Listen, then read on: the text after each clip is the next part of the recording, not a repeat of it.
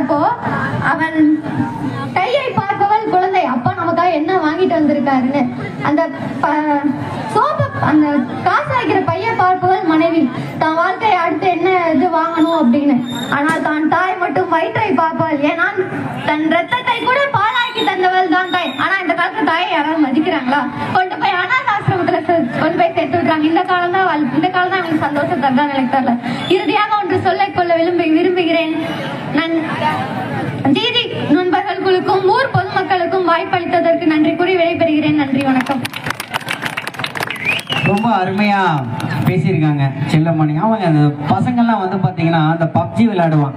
அந்த செல்போன் ஒன்று கையில் இருந்தால் போதும், அவனுக்கு வந்து பார்த்தீங்க அப்படின்னாக்கா உலகமே வந்து பார்த்தீங்கன்னாக்கா நம்ம கைக்குள்ளதான் அப்படின்ற மாதிரி நினச்சிட்டு இருப்பாங்க.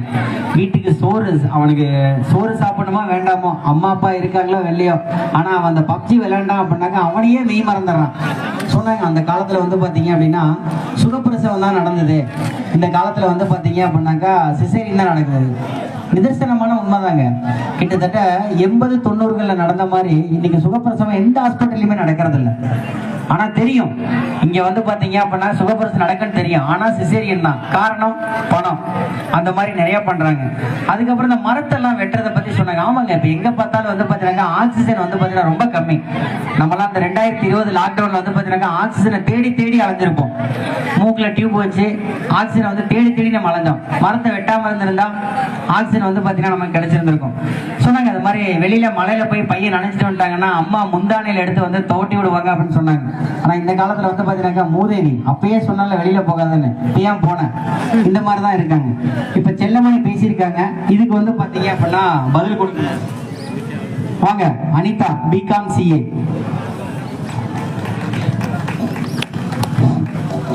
ஆஹா, என்ன ஒரு அற்புதமான தலைப்பு. வாழ்க்கையில் ஆனந்தம் நிறைந்தது அந்த காலத்து வாழ்க்கையா இந்த காலத்து வாழ்க்கையா? ஆனால் நான் சத்தியமிட்டு சொல்கிறேன் நடுவரையா, வாழ்க்கையில் ஆனந்தம் நிறைந்தது இந்த காலத்து வாழ்க்கைதான்.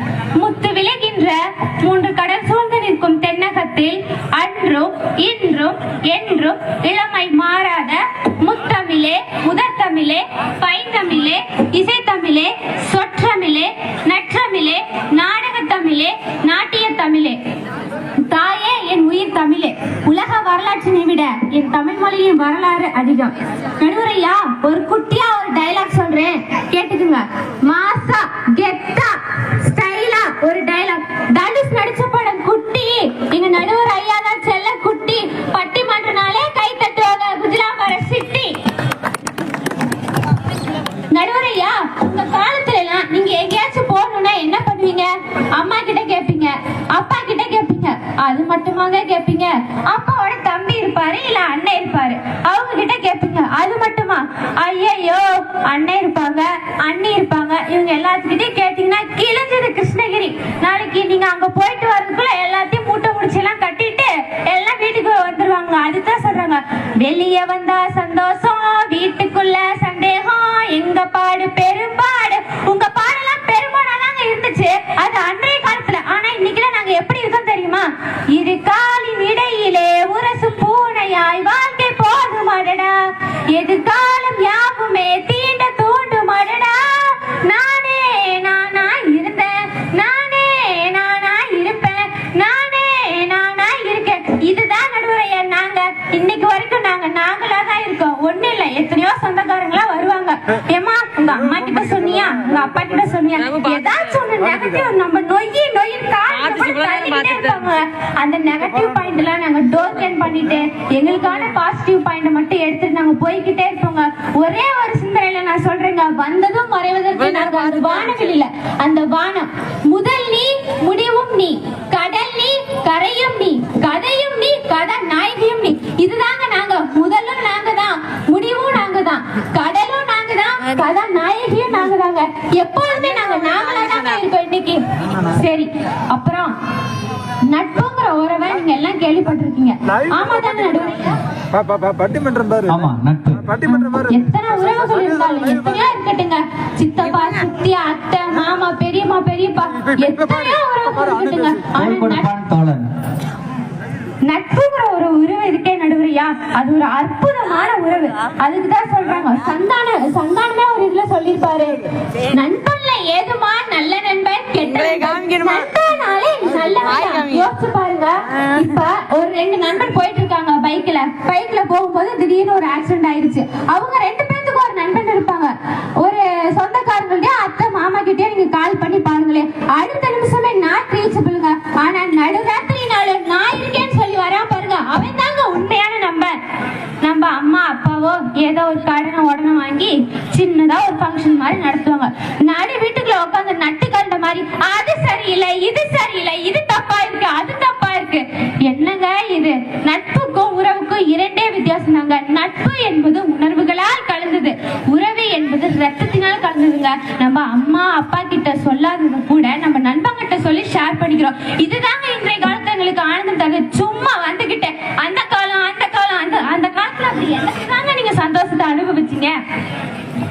மணி இஸ் ஆல்வேஸ் அல்டிமேட்னு சொல்லி சொல்லுவாங்க. அது உங்களுக்கும் தெரியும். உனக்கும் வேணும் எனக்கும் வேணும் கட்டு கட்டா காசு வேணும் அப்படின்னு சொல்லி சொல்லுவாங்க. உங்களுக்கும் வேணும் எனக்கும் வேணும் நடுவரையாவுக்கும் வேணும் அவங்களுக்கும் வேணும். ஏன் இங்க உட்கார்ந்துருக்க ஆடியன்ஸ் எல்லாத்துக்குமே வேணுங்க. ஒண்ணு இல்லைங்க, ஒரு விவசாய குடும்பம், சின்ன குடும்பம். அவங்க என்ன பண்றாங்க, விவசாயில சிறுகதான் சேமிப்பாங்க. அது அரை வயிறு கழுவவே அவங்களுக்கு சரியா போயிடுது. திடீர்னு அந்த விவசாயி பொண்ணை வந்துட்டு பொண்ணு பார்க்க வந்துடுறாங்க. அவர்கிட்ட அவளுக்கா வருமானம் இருக்காது, வசதி இருக்காதுங்க. ஆனா மாப்பிள்ளை சைடு என்ன பண்ணுவாங்க, வரதட்சணை கேட்பாங்க. அதனால அந்த கல்யாணம் நின்று போச்சு. பத்திரிக்கையா அடிக்க முடியல. ஆனா நாங்கெல்லாம் எப்படி தெரியுமாங்க, சிறுக சம்பாதிச்சாலும் கொஞ்சம் கொஞ்சமா பணம் சேமிச்சு எங்க பசங்களுக்கு பிடிச்சதெல்லாம் நாங்க வாங்கி கொடுக்குறோங்க. நடுவரையா, சிறு துள்ளி பெருவெள்ளம் கேள்விப்பட்டிருக்கீங்களா? சிறு துள்ளி பெருவெள்ளம் கேள்விப்பட்டிருக்கோமா? நாங்களே எப்படி தெரியுமாங்க பணம் சேமிச்சோம், பேங்க்ல சேஃப்டி அண்ட் செக்யூரா சேமிச்சோங்க. ஆனா அவங்க காலத்துல எல்லாம் எப்படி தெரியும் பணம் சேமிப்பாங்க, ஏதோ ஒரு பழைய பிளாஸ்டிக் உண்டியல், கிழிஞ்ச மண்பானை உண்டியல், வசதியானவங்கள்ட்ட கொடுத்துதாங்க அந்த காலத்துல எல்லாம் பணம் சேமிச்சாங்க. வசதியானவங்க கொடுக்கறவங்க ஏழையா இருந்தா அந்த அதான் விஜய் ஒரு டைலாக் சொல்லுவார், அடிச்சு விட்டான் வெள்ளி கொடுத்த அடிச்சு விட்டான். அந்த மாதிரி அவன் கொடுக்கறவனே அந்த பணத்தை அடிச்சுட்டு போயிடான். இதுதான் இவங்களுக்கு வந்து ஆனந்தம் தருதா? ஒண்ணு இல்லைங்க, நாங்க வந்து கொஞ்சமா தான் சம்பாதிக்கிறோம். பேங்க்ல வந்து இப்ப நாங்க ஒரு 10,000 நாங்க டெபாசிட் பண்றோம்னு வச்சுக்கோங்க. ஒரு 1 year 2 year அக்ரிமெண்ட் போட்டு டெபாசிட் வச்சுப்போம். ஆனா அது எங்களுக்கு திரும்பி வரும்போது அடுத்த வருஷத்துல எங்களுக்கு வந்துட்டு ஜிஎஸ்டி இன்ட்ரெஸ்டோட வருதுங்க. இதுதாங்க எங்களுக்கு இன்றைய காலத்துல ஆனந்தம் தருது. ஒண்ணு இல்லைங்க நடுவரையா, வாழ்க்கை எனக்கு ரொம்ப கஷ்டமா போயிட்டு நடுவரையா. அப்படி என்னமா சோகம் வாழ்க்கையில? வரும்போது என் மாமி என்ன வீட்டுல திட்டுனாங்க. அத போடுறா இத போடுறா அது பண்றா இது பண்றா, என்னத்தான் பண்ணுவாளா தெரியல, கிளம்பிக்கிட்டே இருக்கா. என் கண்ணெல்லாம் கலங்குச்சு. பட் நான் அழுகல. ஏன்? என் மேக்கப் கலஞ்சது நடுவரையா. அப்படியெல்லாம் ஆரம்பிக்கிறாங்க. ஒண்ணு இல்லைங்க, கணவன் மனைவி நாங்க 2 பேர் இருக்குங்க. நான் ஒரு மணி நேரத்துக்கு வேலைக்கு போயிடுவேங்க, அவரு 1 மணி நேரத்துக்கு அப்புறம் வருவாரு. அதே மாதிரி நான் முன்னாடி வந்தேன், அவர் பின்னாடி வந்தோடனே என்கிட்ட ஒரு கேள்வி கேட்பாரு பாருங்க. அந்த கேள்வி கேட்டோடனே நான் அப்படியே ஷாக் ஆயிட்டு நடுவரையா, எம்மா சாப்பாடு ரெடியாமா அப்படின்னு கேட்டாரு. எனக்கு அப்புல இருந்து டவுன் வரைக்கும் கோபம், சரியான கோபங்க நடுவரையா. நான் என்ன பதில் சொல்லிருப்பேன் நீங்க நினைக்கிறீங்க? சீரியல் பார்த்துட்டு இருப்பீங்க, முக்கியமான காட்சி போயிடும். அதுவும் ஒரு வழியில இருந்துச்சு தான். நான் என்ன தெரியுமா சொன்னேன், அட என்ன சொல்வேனங்கோ, வடுமாங்க ஊரெதுங்கோ, வடுமாங்க ஊரட்டுங்கோ, தைசாத்தோ ரெடி பண்ணுங்கோ. இதுதான் நடுவரையா. நாங்க எங்களுக்குலாம் நேரம் இருந்தா கிச்சன்ல புக் பண்ணுவோம், இல்லைன்னா ஆன்லைன்ல புக் பண்ணிட்டு அடுத்த வேலையை பார்த்துட்டு போய்கிட்டே இருப்போங்க. எப்ப நாங்க வேற அடுப்பு பத்த வச்சு விறகு வச்சு எண்ணெய் ஊத்தி கடுகு போட்டு இந்த தக்காளி சட்னி அரைச்ச மாதிரி அரைக்கிற மாதிரி தக்காளி சட்னி தேங்காய் சட்னி, ஐயோ மண்டையெல்லாம் பைத்தியமே பிடிச்சது நடுவரை. கொஞ்ச நாளைக்கு அப்புறம் வாட்டர் டேங்க் மாதிரி ஆயிருவீங்கம்மா. பாவம் கஷ்டப்படுறது புருஷன் தான். அதெல்லாம் ஒண்ணும் கிடையாது நடுவரையா. நடுவரையா, எங்க காலத்து இளம் பெண்கள்லாம் என்ன விரும்புறாங்க தெரியுமா? என்ன விரும்புறாங்க? கணவன் எப்படி வரணும்னு விரும்புறாங்க தெரியுமா இன்றைய காலத்து பெண்கள் எல்லாம்? அதாவது அதிகாலையில சன் ரைஸ் ஆகிறதுக்கு முன்னாடி, அதிகாலையில சூரியன் உதிக்கிறதுக்கு முன்னாடி யாரு பொண்டாட்டிக்கு புரு காப்பி போட்டு வந்து குடுக்கிறாரா அவன் தான் நடுவரையா புருஷன் அப்படின்னு சொல்லி இந்த காலத்து இளம் பெண்களை விரும்பிட்டு இருக்காங்க நடுவரையா. நடுவரையா, கண்ணகி ஏன் மதுரை எரிச்சாங்க தெரியுமா? ஆமாம்மா, ஏதோ கேள்விப்பட்டிருக்கேன். கணவன் வந்து பாத்தீங்க அப்படின்னா ஏதோ அந்த நாட்டு மன்னர் வந்து ஏதோ தப்பா பேசிட்டே இருந்ததுக்காக எரிச்சிட்டாங்கன்னு நினைக்கிறேன். அதுதான் உண்மைன்னு நினைக்கிறேன். நீங்க சொன்ன பாயிண்ட் கரெக்ட் தான். ஆனா கண்ணகி ஏன் தெரியுமா மதுரை எரிச்சாங்க? அங்க ஃபயர் சர்வீஸ் இல்லங்க, அதனாலதான் கண்ணகி மதுரை எரிச்சாங்க. ஒண்ணு இல்ல, இன்னும் ஒரு வாரத்திலே இல்ல 2 வாரத்திலே தீபாவளி பண்டிகை வருதுன்னு வச்சுக்கோங்க. என்ன பண்ணுவாங்க, அன்றைய காலத்துல ஒரு ஓலை வீடு குடிசை வீடு இப்படிதாங்க இருக்கும். ஆட்டு கொட்டம் மாட்டு கொட்டத்துல ஃபுல்லா வைக்கோல கட்டுக்கட்டா அடுக்கி வச்சிருப்பாங்க. திடீர்னு தீ புடிச்சுக்கிச்சு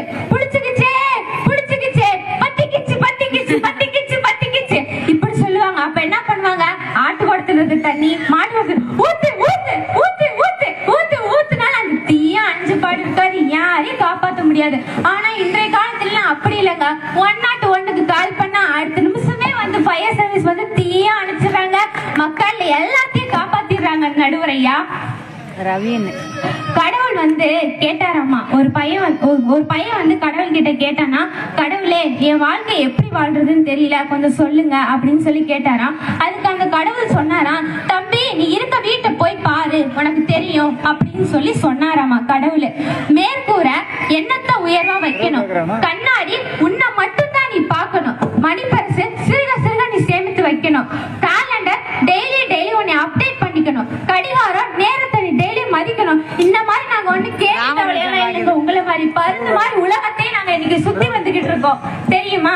வந்து நின்னுகிட்டு அந்த காலத்துல அப்படி எண்ணத்தை தான் கண்டாங்கன்னு எனக்கு புரியலங்க.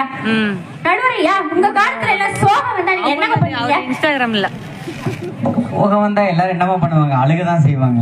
அதெல்லாம் அந்த கால நடுவரையா சும்மா அழுதுகிட்டே கண்ணீர் தடிய வச்சுக்கிட்டே நீலி கண்ணீர் வடிச்சுக்கிட்டு தாடி வளர்த்து வெக்ஸாயி நாங்களே என்ன தெரியுமா பண்ணுவோம்? ஒரு அற்புதமான பாட்டு இருக்கு, இந்த பாட்டு வேணா அன்றைய காலத்துல இருக்கிறாங்க, ஆனா அதுபடி ஃபாலோ பண்ற வருது நாங்க தாங்க.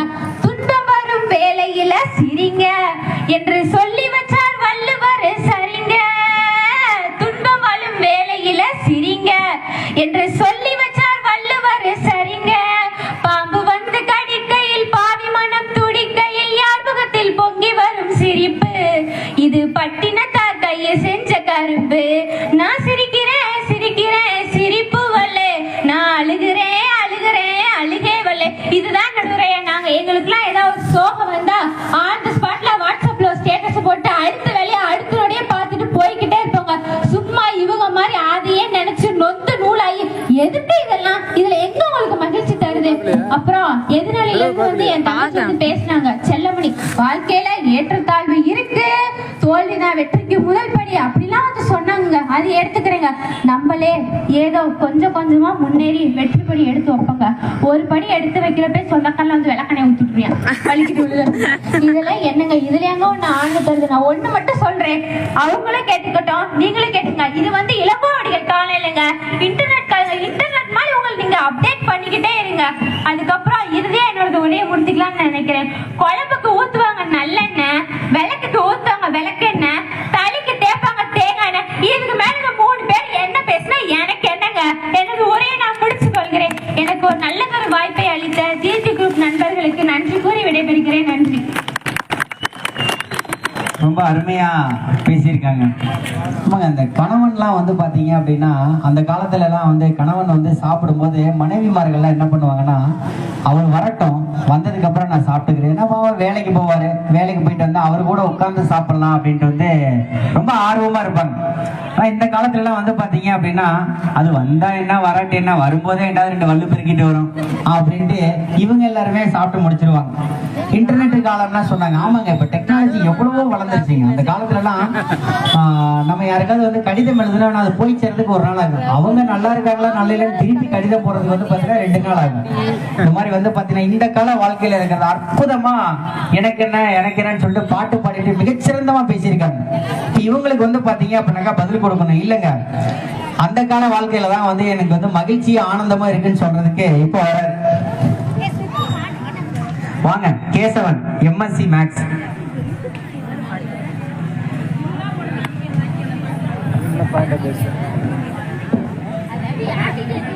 தித்திக்கும் தேன் தமிழ் திக்கட்டும் பரவட்டும். முத்தமிழ் தாய்க்கு என் முதற்கண் வணக்கங்கள்.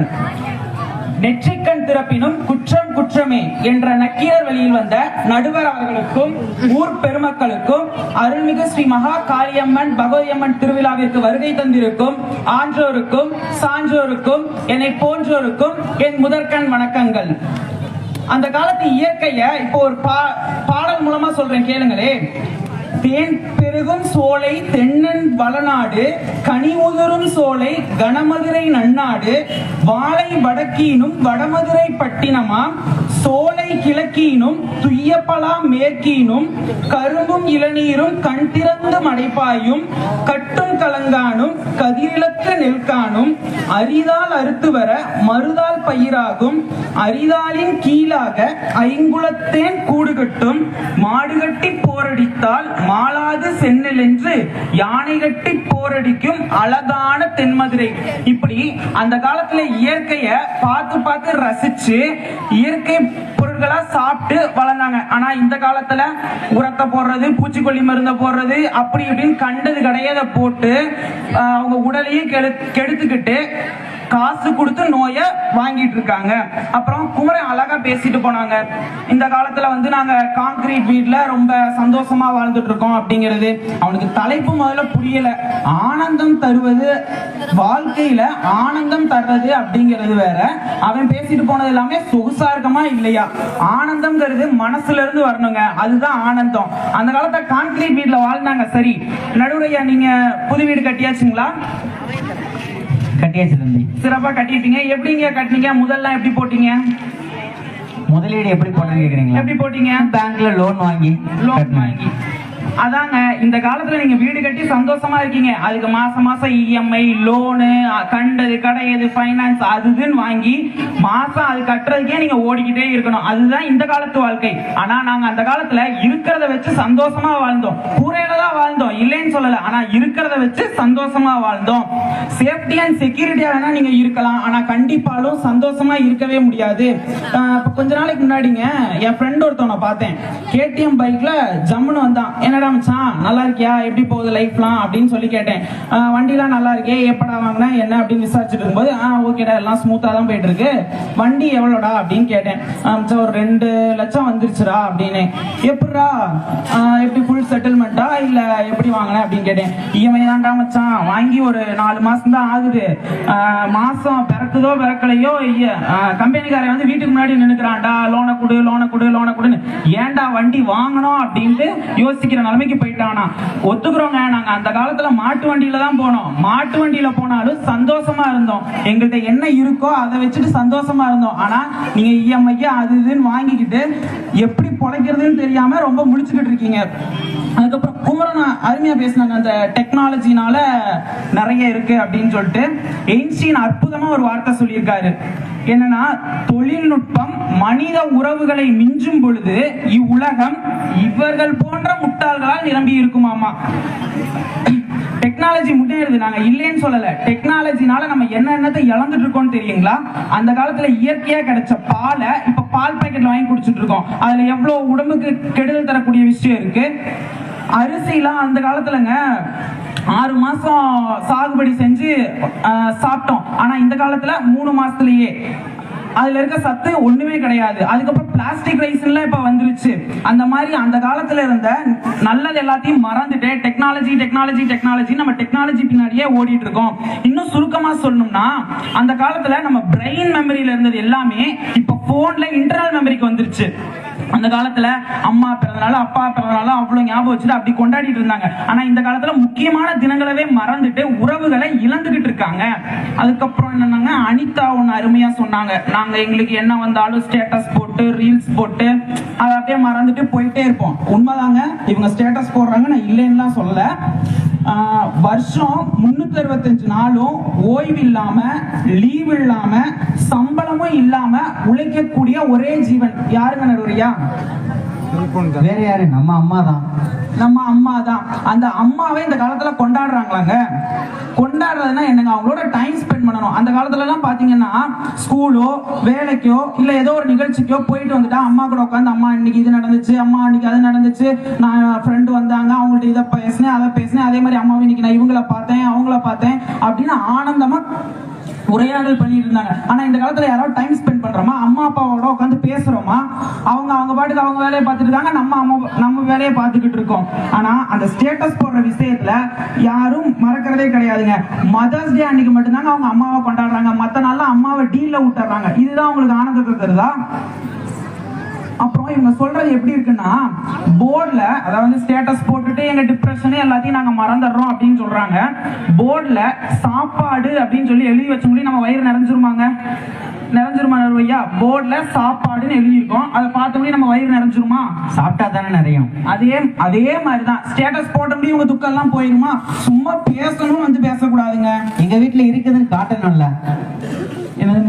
எங்க வீட்ல இருக்குன்னு காட்டணும்ல ஸ்டேட்டஸ்ல. ஓகே ஸ்டேட்டஸ் வந்து நம்ம மனசுல இருந்தா சரியாங்க, அதை மத்தவங்களுக்கு காட்டணும்ன்ற அவசியமே கிடையாது. இவங்க ரீல்ஸ் வாழ்க்கையிலேயே இருக்காங்கங்க. எப்பதான் ரியல் வாழ்க்கைக்கு வருவாங்கன்னே தெரியல. அதை நீங்க தான் கேட்டு சொல்லணும் எப்ப வருவாங்கன்னு. அப்புறம் உங்க காலத்துல திருமணம்லாம் எப்படிங்க நடுவுரையா நடந்துச்சு? திருமணம் எப்படி நடந்ததுன்னா, இரு வீட்டாரோட ஒத்துழைப்போட திருமணம் நடந்தது. இந்த காலத்துல எப்படி தெரியுமாங்க நடக்குது? மயில்னா ஆடுறதும், குயில்னா பாடுறதும், காதலர்கள்னா ஓடுறதும், பெற்றோர்கள்னா தேர்தல்னாவே வழக்கமா போயிடுச்சுங்க இந்த காலத்துல. பெற்றோர்கள் ஒவ்வொரு நாளும் வயிற்றுல நெருப்ப கட்டிக்கிட்டு இருக்காங்க. என் பொண்ணோ பையனோ யாரு கூடயும் போயிருமோ என்னமோ அப்படின்னு ரொம்ப திக்குன்னு வயிற்றுல நெருப்ப கட்டிட்டு இருக்காங்க இந்த காலத்துல. ஆனா எங்க காலத்துல கல்யாணம் எப்படி தெரியுங்களா நடந்துச்சு? 10 பொருத்தங்களை பார்த்து 9 கோல்நிலையும் அறிஞ்சு 8 திசையில இருந்து உறவுகளை அழைச்சு 7 அடி எடுத்து வைத்து அம்மி மிதித்து அருந்ததி பார்த்து அறுசுவை உணவு படைத்து 5 பூதங்கள் சாட்சியாக 4 வேதங்கள் முழங்க 3 முடிச்சுகளால் 2 மனங்கள் இணையும் ஒரு அற்புதமான திருவிழாங்க. ஆனா இந்த காலத்துல அந்த திருவிழாவை தொலைச்சுக்கிட்டு இருக்காங்க. திருவிழாவை தொலைக்கிறாங்களா? சரிங்க, எப்படியோ கல்யாணம் பண்ணிக்கிறாங்க. இந்த காலத்துல இன்னொரு ஸ்பெஷாலிட்டி என்னன்னா லிவிங் டுகெதர். நாங்க முதல்ல வாழ்ந்து பாக்குறோம், அதுக்கப்புறம் பிடிச்சா கல்யாணம் பண்ணிக்கிறோம். அந்த வாழ்க்கை தான் உங்களுக்கு ஆனந்தத்தை தருதா? சரிங்க, எப்படியோ கல்யாணம் பண்ணிட்டாங்க. கல்யாணம் பண்ணிட்டு நிம்மதியா இருக்காங்களா? இந்த காலத்து ஆளுங்க. அந்த காலத்துல எல்லாம் கணவன் மனைவி பிரச்சனை அந்த 4 செவத்துக்குள்ளேயே முடிஞ்சிடும். அவ்வளவு அந்யூன்யமாவும் புரிதலோடயும் நடந்துக்கிட்டாங்க. ஆனா இந்த காலத்துல ஈகோ பிரச்சனை அவ்வளவு இருக்கு. நான் ரிப்ளை பண்ணேன், இவங்க 2 பேர், ஏன்னா இந்த காலத்து பெண்களும் வேலை பாக்குறாங்க, ஆண்களும் வேலை பாக்குறாங்கல்ல. இவங்க ஒரு ஆபீஸ், அவங்க ஒரு ஆபீஸ். இவங்க மெசேஜ் பண்றது, அதுக்கு அவங்க பார்க்கலன்னா டபுள் டிக் ஆயிடுச்சு, நீ ஏன் பார்க்கல? ப்ளூ டிக் ஆயிடுச்சு, ஏன் ரிப்ளை பண்ணல? ஈகோ பிரச்சனையிலேயே இவங்களோட வாழ்க்கை துண்டா போயிட்டு இருக்குங்க. அந்த காலத்துல 4 செவத்துக்குள்ள முடிஞ்சதை இவங்க இப்ப குடும்ப நீதிமன்றம் வரைக்கும் இழுத்துட்டு வந்துட்டாங்க. அந்த காலத்துல எல்லாம் குடும்ப நீதிமன்றங்கிறதே ஒண்ணு கிடையாது. வாழ்க்கைங்கிறது வாழ்றதுக்கு தானே தவிர நீதிமன்றத்துக்கு கொண்டு போய் வாதாடுறதுக்கு கிடையாது. இந்த வாழ்க்கை தான் இவங்களுக்கு ஆனந்தத்தை தருதுன்னு பேச வந்துட்டாங்க. அப்புறம் money is always ultimate. Anitha சொன்ன கருத்து ரொம்ப உண்மையான கருத்துங்க, நான் ஒத்துக்கிறேன். மணி பணம் தான் இப்ப எல்லாத்துக்குமே.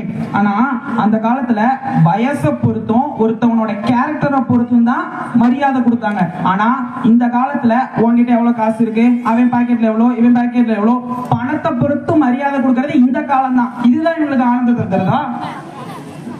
அப்புறங்க மனிதர்களை நேசிச்சாங்க. அந்த காலத்துல பொருட்களை தான் பயன்படுத்தினாங்க. ஆனா இந்த காலத்துல பொருட்களை நேசிக்கிறாங்க, பணத்தை மனிதர்களை யூஸ் பண்ணிக்கிறாங்க. தேவைன்னா வச்சுக்குவான், தேவையில்லைன்னா கழட்டி விட்டுருவான். இதுதான் இந்த காலத்து வாழ்க்கை.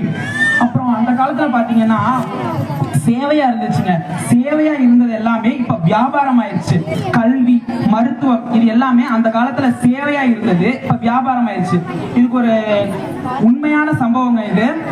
அதாவது வந்து மருத்துவ கல்லூரி வந்து முதல்ல நம்ம தமிழ்நாட்டுல தொடங்குறாங்க. அப்ப பாத்தீங்கன்னா 10 சீட்டோ என்னமோ தான் அலாட் பண்ணிருக்காங்க. முதல்ல காலேஜ் தொடங்குறதுனால 10 சீட் அலாட் பண்ணிருக்காங்க. அப்ப அப்ளிகேஷன் பார்த்தோம்னா 30 அப்ளிகேஷன் வந்துருச்சு. என்ன பண்றதுன்னே யாருக்கும் புரியல. மருத்துவ வல்லுநர்கள், அறிஞர்கள், பேராசிரியர்கள் எல்லாமே ரொம்ப கன்ஃபியூஷன்ல இருக்காங்க. யாருக்குடா சீட்டு கொடுக்கறது, யாருக்குடா சீட்டு கொடுக்காம விடுறது அப்படின்னு சொல்லிட்டு ரொம்ப கன்ஃபியூஷன்ல இருக்காங்க. அப்ப அந்த காலத்து ஆள் தாங்க படிக்காத மேதை, கல்வி கண் திறந்த காமராஜர் ஐயா யார் பேரண்ட்ஸ்லாம் கை நாட்டு வச்சிருக்காங்களோ அவங்களுக்கு சீட்டு கொடுங்க அப்படின்னாரு. பெற்றோர்கள் தான் படிக்கல, தான் குழந்தைங்களாவது படிச்சு முன்னேறட்டும் அப்படின்னு அந்த காலத்துல கல்வியை சேவையா செஞ்சாங்க. ஆனா இந்த காலத்துல யார் அதிகமா டொனேஷன் கொடுப்பா, எவன்கிட்ட சொத்து பத்து அதிகமா இருக்கு அவனுக்கு பார்த்து சீட்டு கொடுத்துட்டு இருக்காங்க. இதுதான் இந்த காலத்துல இருக்க கல்வி திறனா. அப்புறம் மருத்துவத்துல தாங்க பெரிய ஸ்கேம் நடந்துட்டு இருக்கு. ஒன்றும் இல்லைங்க நடுவரையா, இப்போ உங்களுக்கு எல்லாமே ஓகே தானே? நீங்க ஆரோக்கியமா தானே இருக்கீங்க? கண்டிப்பா, டெஃபினட்டா. நீங்க ஒரு ஃபுல் பாடி செக்அப் மட்டும் பண்ணுங்க. இல்லாத நோயெல்லாம் கொண்டு வந்து விட்டுறாங்களா? போக மாட்டேன், போனா கடன் ஆயிருவேன். கடனும் ஆயிடுவீங்க.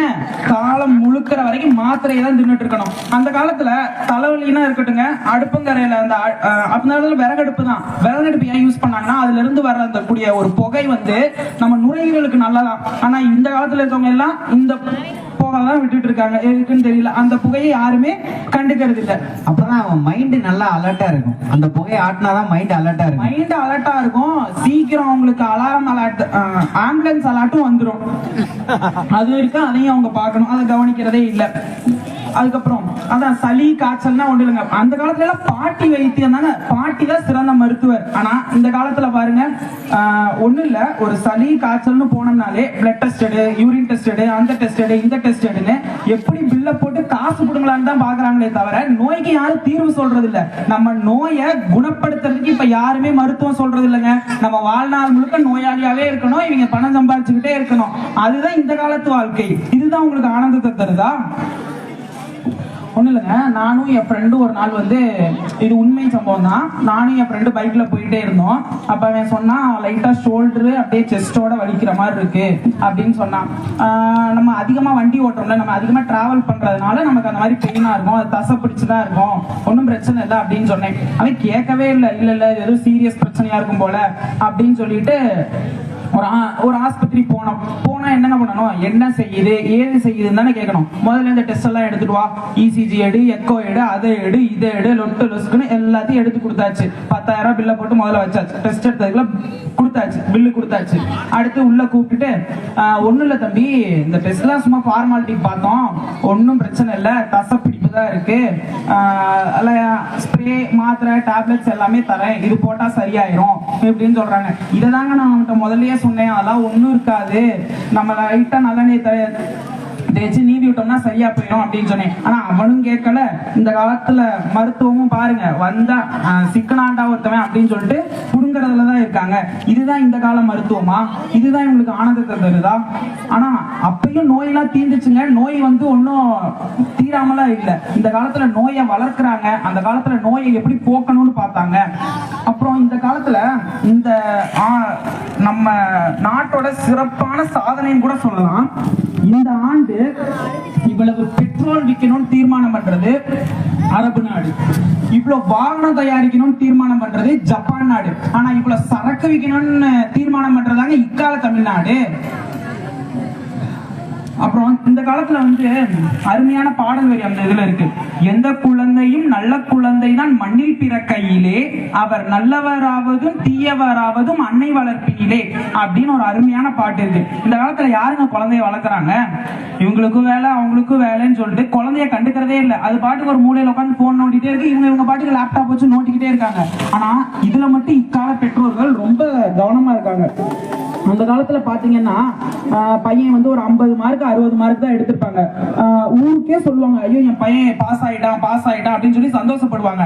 ஆனா இந்த காலத்து ஆளுகளை பாருங்களே, பையன் வந்து 95 மார்க் எடுத்திருப்பான், ஆனா பக்கத்து வீட்டுக்காரன் 98 மார்க் எடுத்திருப்பான். அவன் 3 மார்க் அதிகமா எடுத்திருக்கான், உனக்கு எங்க அந்த 3 மார்க் போச்சு அப்படின்னு சொல்லி அவனை குத்தி அவன் இவங்க சொன்னாங்களா வார்த்தை, டிப்ரெஷனுக்கு போய் தற்கொலை பண்ணிக்கிற நிலைமைக்கு கூட போயிடுறாங்க இக்கால பெற்றோர்கள் பண்றதுனால. அப்புறம் அதே மாதிரி இந்த காலத்தில் இருக்கக்கூடிய 2 பெரிய பிரச்சனை என்னன்னா, ஒண்ணு மதிப்பெண்கள், இன்னொன்னு மதிக்காத பெண்கள். இந்த பிரச்சனை எப்ப ஒழியுதோ அப்பவே இந்த காலமும் சந்தோஷமா தான் இருக்கும். ஆனா இது வரைக்கும் சந்தோஷமா கிடையவே கிடையாது. இறுதியா இதை சொல்லி நான் முடிச்சுக்கிறேன். நல்லா யோசிச்சு பாருங்க, இதுலயே தெரியும் இந்த கால வாழ்க்கை தான் வந்து அந்த கால வாழ்க்கை தான் உங்களுக்கு ஆனந்தத்தை தருது அப்படின்னு. பாட்டிகள் கதை சொன்ன காலம் அந்த காலம், பாட்டிகளே கதைகளாகி போன காலம் இந்த காலம், உணவையே மருந்தாக உட்கொண்ட காலம் அந்த காலம், மருந்தையே உணவாக உட்கொள்கின்ற காலம் இந்த காலம், குழந்தைகள் பிறந்தது அந்த காலம், குழந்தைகளை எடுப்பது இந்த காலம், குழந்தைகள் துள்ளி திரிந்தது அந்த காலம், குழந்தைகள் செல்போனிலே முடங்கி கிடக்கிறது இந்த காலம், பெற்ற தாய் தந்தையை பேணி காப்பது அந்த காலம், பெற்ற தாய் தந்தையை முதியோர் இல்லத்தில் விட்டு தவிக்க விடுவது இந்த காலம். இது தெரியாம பேச வந்துட்டாங்க, இந்த காலம் தான் சிறந்தது, இந்த காலம் தான் சிறந்ததுன்னு. எனவே வாழ்க்கையில் ஆனந்தம் நிறைந்தது அந்த கால வாழ்க்கையே, அந்த கால வாழ்க்கையே, அந்த கால வாழ்க்கையே என்று கூறி நல்லதொரு வாய்ப்பை ஏற்படுத்தி கொடுத்த ஜி நண்பர்களுக்கும் நன்றி பாராட்டி விடைபெறுகிறேன். நன்றி, வணக்கம். ரொம்ப அருமையா பேசியிருக்காரு கேசவன். அவர் சொன்னதான் கரெக்டு தாங்க. அந்த காலத்துலலாம் நமக்கு ஏதாவது ஒரு ப்ராப்ளம் வந்தது, இல்லை ஏதாவது ஒரு பிரச்சனைனா அம்மா அப்பா கூட உட்காந்து வந்து அவ்வளோ அழகாக பேசுவோம். இந்த நிலா வெளிச்சத்தில் கட்டில் போட்டு உட்காந்துட்டு, இல்லை பெரும்பாலும் கூரை வீடு தான், கீழே ஒரு படுதாலாம் விரிச்சு எல்லாருமே வந்து குடும்பமாக உட்காந்து பேசுவோம். ஆனால் இன்னைக்கு வந்து அம்மா அப்பாட்ட பேசுகிறான் அப்படின்னா ரொம்ப யோசிக்கிறான். கேட்டால் அவன் ஆள் பேசுகிற டைம் வந்துடும். பேசுவேன் என்னத்த பேசுவானே தெரியாது. தலைவலியில் போடுவேன், சார்ஜ் இருந்தாலும் சார்ஜ் போட்டு அப்படியே பேசுவான். சார்ஜ் போன் வரும், சுவிட்ச் ஆஃப் ஆகும், அப்படியே தூங்கிடுவான். என்னத்தை தான் பேசுவாங்கன்னு தெரியாது. கல்யாணம் பண்ணதுக்கு அப்புறம் பேசவே மாட்டான். ஆனா அதுக்கு முன்னாடி நிறைய பேசுவான். இப்ப கேசவன் பேசுனதுக்கு வந்து பாத்தீங்கன்னா பதில் கொடுக்க வராரு. வாங்க, கௌதம் எம்ஏ. சுட சுட உங்களை சாப்பிட்டு விட்டு வந்திருக்கும் எதிரணி தோழர்களே, எப்படா பட்டிமன்றத்தை முடிப்போம், கோயம்புத்தூர் பஸ்ஸை பார்த்து ஏறுவோன்னு காத்துட்டு இருக்க நடுவர் அவர்களே, இவங்க அப்படி என்னத்தை தான் பேச போறாங்க அப்படின்னு உட்கார்ந்து இருக்க ஊர் பொதுமக்களே, உங்கள் அனைவருக்கும் அன்பான கௌதமின் அன்பு வணக்கங்கள். அற்புதமான தலைப்பு நடுவர் கொடுத்திருக்காரு. ஆனந்தம் நிறைந்தது அன்றைய கால வாழ்க்கையா இந்த கால வாழ்க்கையா? நான் சொல்றேன் இந்த கால வாழ்க்கை தான் அப்படின்னு. நான் சொல்றத வச்சே நீங்க சொல்லிடுவீங்க. ஒவ்வொருதும் கரெக்டா உங்களுக்கு யோசிச்சுக்கிட்டே இருப்பீங்க நான் சொல்ல பாயிண்ட் எல்லாம். அப்புறம் உங்களை பார்த்தோன்னே ஒண்ணு தோணுதுங்க, உண்ட வீட்டுக்கு ரெண்டகம் பண்ணுவாங்கல்ல, அந்த மாதிரிதான் 3 பேர் வந்து உட்காந்துருக்காங்க. இந்த கால வாழ்க்கையிலே வாழ்வாங்களாமா, இந்த காலத்துல இருக்க செல்போனை யூஸ் பண்ணுவாங்களாமா, இந்த காலத்துல இருக்க கல்வி முறையை பயன்படுத்தி நல்லா படிச்சு இப்படி வந்து உட்கார்ந்து இருப்பாங்களாமா. ஆனா சொல்லுவாங்களாமா நாங்க அந்த காலம் தான் சிறந்ததுன்னு பேச வருவாங்களாம். உண்ட வீட்டுக்கு ரெண்டகம் பண்ணிட்டு உங்க வீட்டுல ஒருத்தவங்க வருவாங்க பாருங்களேன், குறைஞ்சு பேசுறதுக்கு உட்காந்து பேசிட்டு உனக்கு நல்லதா பேசிட்டு அங்கிட்டு போய் வேற மாதிரி பேசுவாங்க. அது மாதிரி இந்த காலத்து வாழ்க்கையில வாழ்ந்துகிட்டு இந்த காலத்தை பத்தி குறை சொல்ல வேண்டாங்க 3 பேரும். அதே மாதிரிங்க வாழ்க்கைய வந்து ஒரு சின்ன தத்துவத்திலே அடக்கிடலாங்க. ஊட்டிய பாலுக்கும் ஊற்றும் பாலுக்கும் இடைப்பட்டதுதான் வாழ்க்கை. நீ பிறந்து குடிக்கிற பாலுக்கும் நாளைக்கு உனக்கு கடைசியா ஊத்த போற பாலுக்கும் இடையில தான் உங்க வாழ்க்கை இருக்கு. அந்த வாழ்க்கையில நீ எப்படியெல்லாம் சாதிக்கிற, எப்படியெல்லாம் நீ முன்னேற, அதுலதான் வாழ்க்கையே அடங்கி இருக்குங்க. அதே மாதிரி ஒண்ணு சொல்லலாம், சூழ்நிலைய மாத்திக்கணும். ஏழையா பிறந்துட்ட அந்த சூழ்நிலையை நீ மாத்திக்கணும். அப்படி இல்லைன்னா உனக்கு இருக்க சூழ்நிலை பயன்படுத்திக்கிட்டு நீ வாழணும். அதுதான் வாழ்க்கை. அதே மாதிரிங்க அந்த காலத்து பெண்கள்லாம் ரொம்ப கேவலமா பார்க்கப்பட்டாங்க. அதெல்லாம் நினைக்கும் போது எனக்கு ரொம்ப கஷ்டமா இருக்கு. சொல்றேன் கேளுங்க. ஒரு பெண் நின்னா குத்தம், எப்படி நின்னா குத்தம், நடந்தா குத்தம், 4 பேருக்கு முன்னாடி சிரிச்சா கூட குத்தங்க. இந்த மாதிரி பொது இடத்துல பெண்கள்லாம் வரக்கூடாது. வயதுக்கு வந்த பெண்கள்லாம் நீங்க வீட்டுக்குள்ளதான் இருக்கணும் அப்படின்னா அந்த காலத்துல முடக்கி போட்டாங்க. அது மட்டுமா, உனக்கு என்ன தெரியும், நீ போய் அடுப்படை வேலையை பாருங்க. உங்க அடுப்படைக்குள்ளேயே உங்க எல்லாத்தையும் அந்த காலத்துல முடக்கிட்டாங்க. ஆனா இன்னைக்கு அப்படியா? நிலைமை மாறிடுச்சுல்ல. அதே மாதிரி இன்னொரு சொல்லுவாங்க தெரியுமா, என்ன தெரியுமா, ஒரு பெண்ணு நல்லா பேசுதுன்னு வச்சுக்கோங்களே, அந்த பொண்ணு வாயாடி அப்படின்ட்டுருவாங்க. பேசல அப்படின்னா அது ஒரு ஊமை அப்படின்ட்டுருவாங்க. அப்புறம் என்ன தெரியுமா சொல்லுவாங்க, ஒரு பொண்ணுக்கு ரொம்ப நாளா கல்யாணம் ஆகல அப்படின்னா அதுக்கு ஏதோ குறைப்பா, அந்த பிள்ளை கல்யாணமே ஆக மாட்டேங்குது அப்படிம்பாங்க. நாளைக்கு கல்யாணம் ஆயிட்டு குழந்தை இல்லை அப்படின்னா அது ஒரு கேவலமான வேலை சொல்லி அந்த பொண்ணை கூப்பிடுவாங்க. அப்புறம் என்ன தெரியுமா பண்ணுவாங்க, கணவனோட வாழாம விட்டுருச்சு அந்த பொண்ணு அப்படின்னா அது ஒரு வாழா வெட்டி அப்படின்ட்டுருவாங்க. அப்புறம் கணவன் இறந்துருச்சு அப்படின்னா விதவேன் அப்படின்னு சொல்லிட்டு உங்களை எல்லாத்தையும் ஓரங்கட்டியே வச்சிருந்தாங்க அந்த காலத்துல. இன்னைக்கு எல்லா நிலையும் மாறிடுச்சு.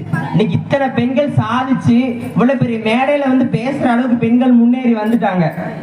அதே மாதிரிங்க உங்க எல்லாத்தையும் நாங்க தலையில வச்சு அழகு பார்த்துட்டு இருக்கோம். ஏன் தெரியுமா, இன்னைக்கு குடியரசுத் தலைவர் கூட ஒரு பெண்மணி தான், நிதிநிலை அறிக்கையை பண்றது கூட ஒரு பெண்மணி தான்.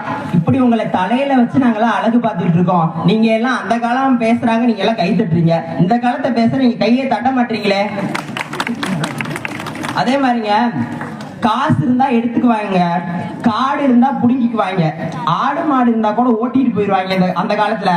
ஆனா படிப்பு மட்டும் உங்ககிட்ட இருந்துச்சுன்னு வச்சுக்கோங்க, உங்களை ஒருத்தனாலும் அசைக்க முடியாது. அதனால இந்த காலத்துல படிப்புக்கு ரொம்ப முக்கியத்துவம் கொடுத்து இன்னைக்கு இத்தனை பெண்கள் படிக்கிறாங்க, இத்தனை ஆண்கள் படிக்கிறாங்கன்னா இந்த காலம் தாங்க காரணம். அது தெரியாம 3 பேர் வந்து உட்கார்ந்து இருக்காங்க, புடிச்சு வச்ச புள்ள யாராட்டம் உட்கார்ந்து இருக்காங்க. அப்புறங்க ஒரு பெண் குழந்தை பிறந்துச்சுன்னா பாவம்னு நினைச்சாங்க. அந்த பொண்ணுக்கு சீரியஸ் அனத்தெல்லாம் பண்ண முடியாது, அந்த பொண்ணுக்கு இன்னும் யார் கடைசி வரையும் பார்த்துட்டு இருக்கா அப்படின்னு நினைச்சிட்டு இருந்தாங்க. அப்ப என்ன தெரியுமா பண்ணுவாங்க, கருவுல அந்த பெண் குழந்தை அப்படின்னு தெரிஞ்சிருச்சுனாவே என்ன தெரியுமா பண்ணுவாங்க, கருவுலயே அழிச்சிட்டாங்க. அப்புறம் என்ன பண்ணாங்க, சரி உருவாய் வந்துருச்சு அப்படின்னா இதை யாரா என்ன வளர்க்கறது அப்படின்னு கள்ளிப்பால் எல்லாம் ஊத்தி கொண்டாங்க அந்த காலத்துல. அதுக்கப்புறம் என்ன தெரியுமா பண்ணாங்க, கள்ளிப்பால ஊத்தி கொண்டது மட்டும் இல்லாம அந்த பெண்ணை வந்து ஏளனமா பார்த்தாங்க. இப்ப எப்படி தெரியுமா மாறிடுச்சு, வள்ளுவர் சொல்லியிருக்காரு நீரின்றி அமையாது உலகு அப்படின்னு சொல்லியிருக்காரு. இன்னைக்கு எப்படி தெரியுமா மாறிடுச்சு, பெண்ணின்றி அமையாத உலகா மாறிடுச்சு. இன்னைக்கு அனைத்து துறைகள்லயும் பெண்கள் சாதிக்காத இடமே கிடையாது, அந்த அளவுக்கு மாறிடுச்சுங்க.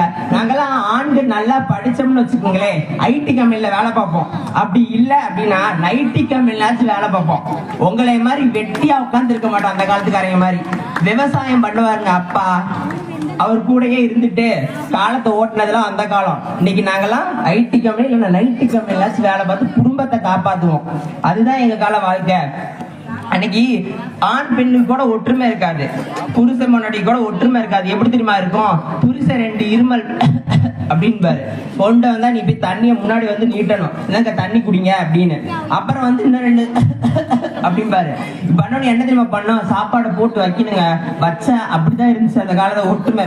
புருஷன் பொண்டாட்டிக்கு ஒற்றுமை அப்படி இருந்துச்சு. அதுக்கப்புறம் என்ன தெரியுமா பண்ணாங்க, உனக்கு என்ன ஏதோ ஒரு பேசிட்டு இருப்பாங்க குடும்ப சம்பந்தமா ஏதோ ஒரு பேசிட்டு இருக்கும்போது பெண் வாயை திறந்தாவே வாயை மூடு, உன யாரு இதெல்லாம் பேசுறா நீ போ அப்படின்லாம் சொன்னாங்க. இன்னைக்கு எப்படி தெரியுமா இருக்கு, நீ சம்பாதிக்கிற இந்த காசு, நான் சம்பாதிக்கிறேன் அந்த காசு, அதை 2 வச்சு குடும்பத்தை எப்படி முன்னேற்றலாம், நம்ம எப்படி நல்லா இருக்கலாம் அப்படின்னு 2 பேரும் சேர்ந்து பிளான் பண்ணி வாழ்ந்துட்டு இருக்கோம் இந்த கால வாழ்க்கையில. இதுதான் எங்களுக்கு சந்தோஷம் தருது. ஆணும் பெண்ணும் சமம், நீ நானும் ஒண்ணு, காந்தி பிறந்த மண்ணு, டீ கடையில நின்று தின்னு பாரு பண்ணு, அது மாதிரிதான் நாங்கெல்லாம் வாழ்றோம். நீயும் நானும் ஒண்ணுன்னு வாழ்றோம். இந்த கணவன் மனைவின்னு ஏற்றத்தாழ்வுல இல்லைங்க, சந்தோஷமா வாழ்றோங்க.